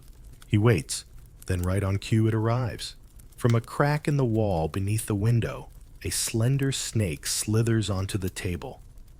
It pauses, flicks its tongue once, twice, and then settles into its usual spot, a perfect coil, just beside the bottom left margin. Lionheart nods once and begins. The others pretend not to watch, but they're watching, always. They've stopped questioning it. After all, the scrolls he produces are immaculate. No smudges, no errors.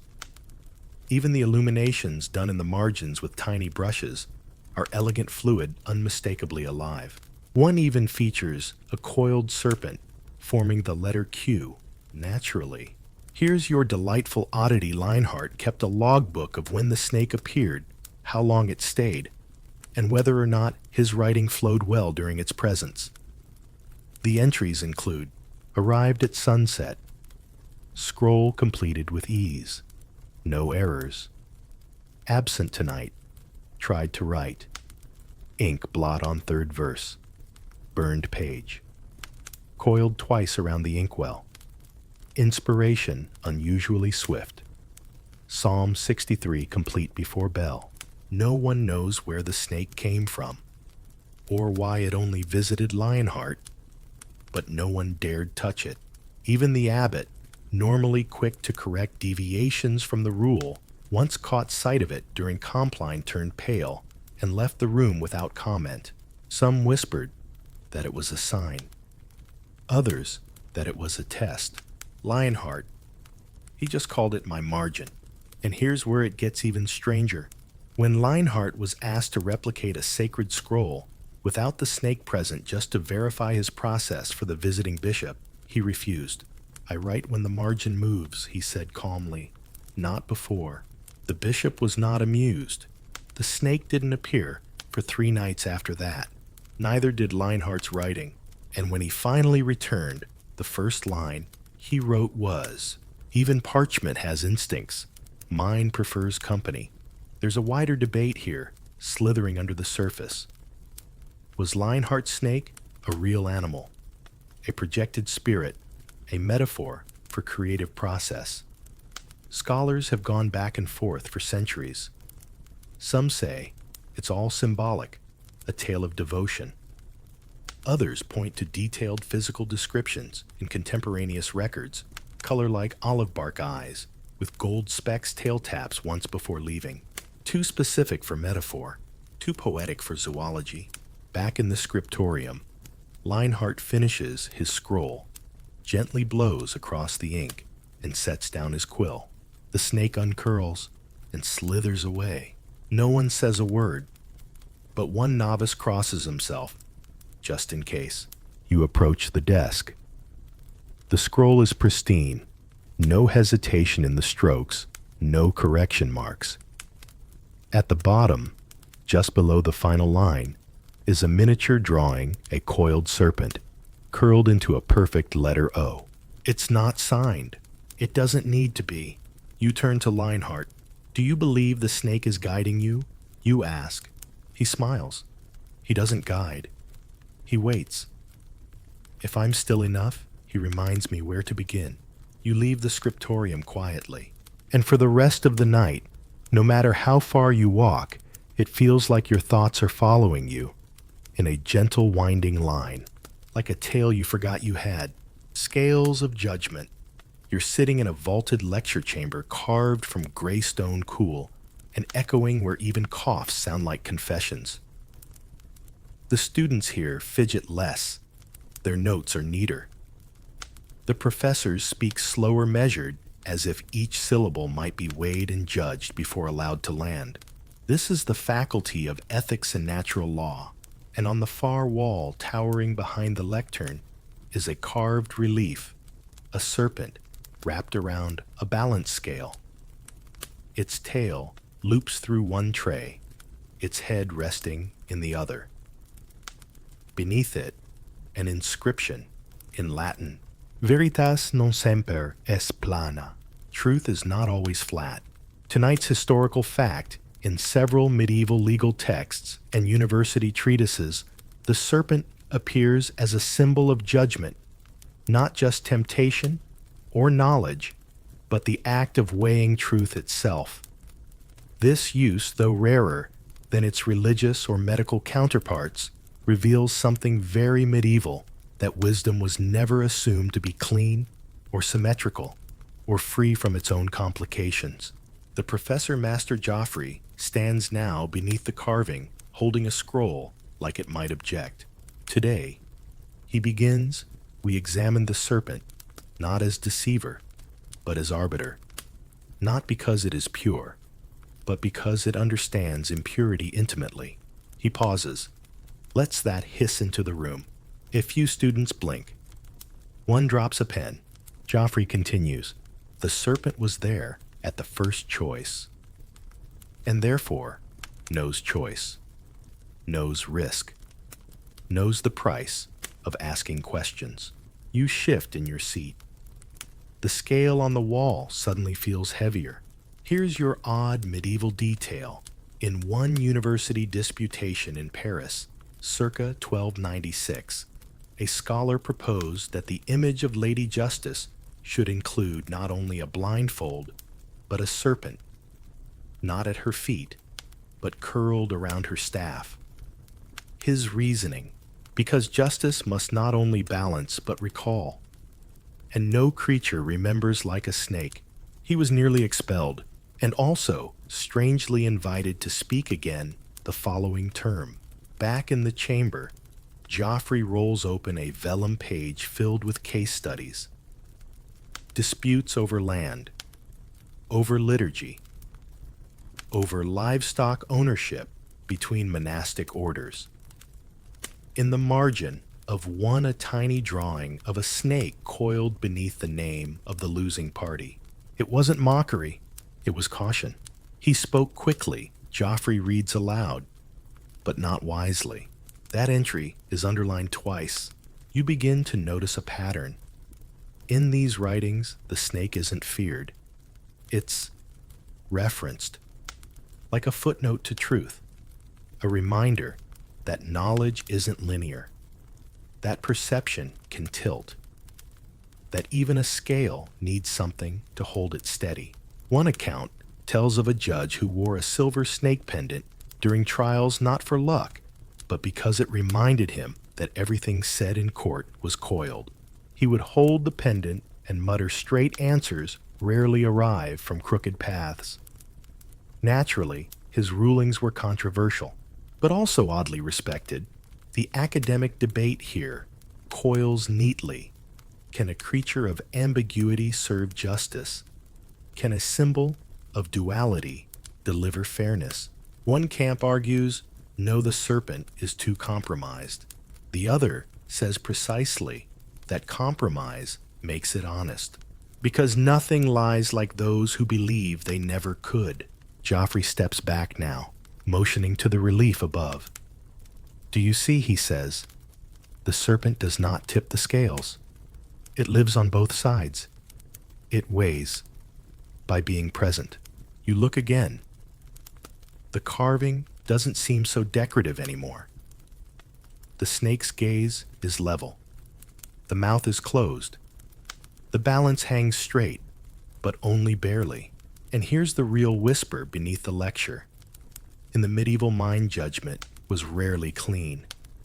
It was negotiated, coaxed, considered slowly, with a memory that held grudges and mercy side by side. So when someone invoked the serpent, they weren't undermining justice. They were acknowledging its tension, that every truth holds weight, but not always evenly. You close your notebook. The class ends. And as the students shuffle out, you hear one mutter, I thought snakes were just bad omens. Another replies, maybe they are. Maybe they're also good warnings. The chamber empties. The carved serpent watches, unmoving, unmoved, and yet, somehow aware. You step outside into the cool air, your mind balanced awkwardly between certainty and curiosity, and that you suspect is exactly how the serpent would want it. Wisdom's final molt. You're back where it all began, in a quiet corridor of a monastery, late evening, pressing soft amber light through arched windows. Dust floats like lazy thoughts in the air. The corridor is still, not silent. No silence is never truly empty, but still, like something has just finished shifting beneath the surface. And there at the end of the hall is Brother Marius. You've seen him before. Not often. He rarely speaks in public. Some call him eccentric, others eccentric with purpose. He's the one who reads the scrolls no one else wants, who copies texts no one understands, and who once a year quietly leaves something behind in the chapel garden, a perfect gleaming snakeskin, folded, placed like a prayer. Tonight's historical fact, in several medieval records, monastic, mystical, and medicinal alike snakeskin was considered a sign of transformation, not just for the animal, but for those who found it. To many, it symbolized renewal, wisdom shed, a molted version of self left behind for those ready to interpret it. Marius sits now at a writing bench, a fresh scroll unfurling before him like a blank horizon. Beside him, not a snake, but the delicate papery trace of one. A full skin, empty, weightless, and still oddly dignified. He doesn't look up. He simply says, "You're late." But that's all right. The lesson waits. You ask what he's writing. The last line, he says, you glance at the scroll. It reads, "Wisdom does not end. It transforms, as must we." And here's the peculiar detail tonight. Gentle, quiet, and true, in one medieval manuscript preserved in Krakow, a monk recorded the death of his mentor, not with a eulogy, but with a metaphor. He wrote, "He left behind his skin, and what remained slithered into mystery. No fanfare, just a molt, a letting go." Back with Brother Marius, you watch as he dips his quill, slowly, carefully. He writes not with urgency, but with tenderness, like the words were already waiting, like the page has been patient. You sit and listen. He tells you stories you already know. A scribe with a serpent beside his inkwell. A scholar who hissed his way through lectures. A snake beneath the pulpit. A seal carved like a coiled warning. All fragments scattered and shimmering like scales in sunlight. You realize none of them are about snakes. Not really. They're about thought. About the shape of wisdom. How it winds, wraps, retreats, returns. About the quiet companionship of uncertainty. Marius lays down his quill. His eyes are soft, tired. We chase answers, he says. But wisdom circles us, waits for us to stop running, then sheds itself so we can find it new again. You nod. Not because you understand completely, but because something inside you has started to molt. And here's your final whisper of a debate. Is wisdom something we gain, or something we reveal? Something we build layer by layer, or something we only see once the old layers fall away? The serpent never answers. It only leaves behind what no longer fits, and in doing so teaches. Marius stands, gathers the snakeskin, rolls the scroll, and without ceremony walks down the hall toward the dusk. You sit alone for a while. The air hums, the dust drifts. The corridor no longer feels empty, just expectant, and somewhere inside, you beside you, behind you, there is a soft, coiling sense of completion, but not ending, never ending, just ready for the next skin. And now, friend, we've come to the end of our little journey. Not with a bang, not with a prophecy, not even with a dramatic hiss, but with a quiet exhale like the sound of parchment curling after candlelight. You've wandered through lecture halls and cloisters, dreamt beside coiled metaphors, and tiptoed past scales of judgment. You've met scribes who waited for silence, scholars who trusted the subtle tug of instinct and shadows that weren't there to frighten you, but to remind you that something thoughtful was always listening. It's funny, isn't it? We spend so much time chasing straight lines, right? Answers, clean logic, tidy truths. But sometimes the deepest understanding moves in a curve, doubles back, wraps around your thoughts like a question that doesn't need solving, only sitting with. So, if your thoughts feel tangled tonight, or if your mind coils slowly instead of drifting off, maybe that's okay. Maybe that's part of the wisdom too. Let yourself shed the need to solve. Let the old thoughts fall away like parchment dust. Let the hum of quiet ideas wrap you gently, because you don't need to know everything. You don't need to understand it all to feel at peace. You're not lost in the winding path, you're being held by it. And somewhere in the shadow of your rest wisdom watches, not to judge, just to wait with you. That's the story. For tonight, may your dreams be filled with wonder and peace.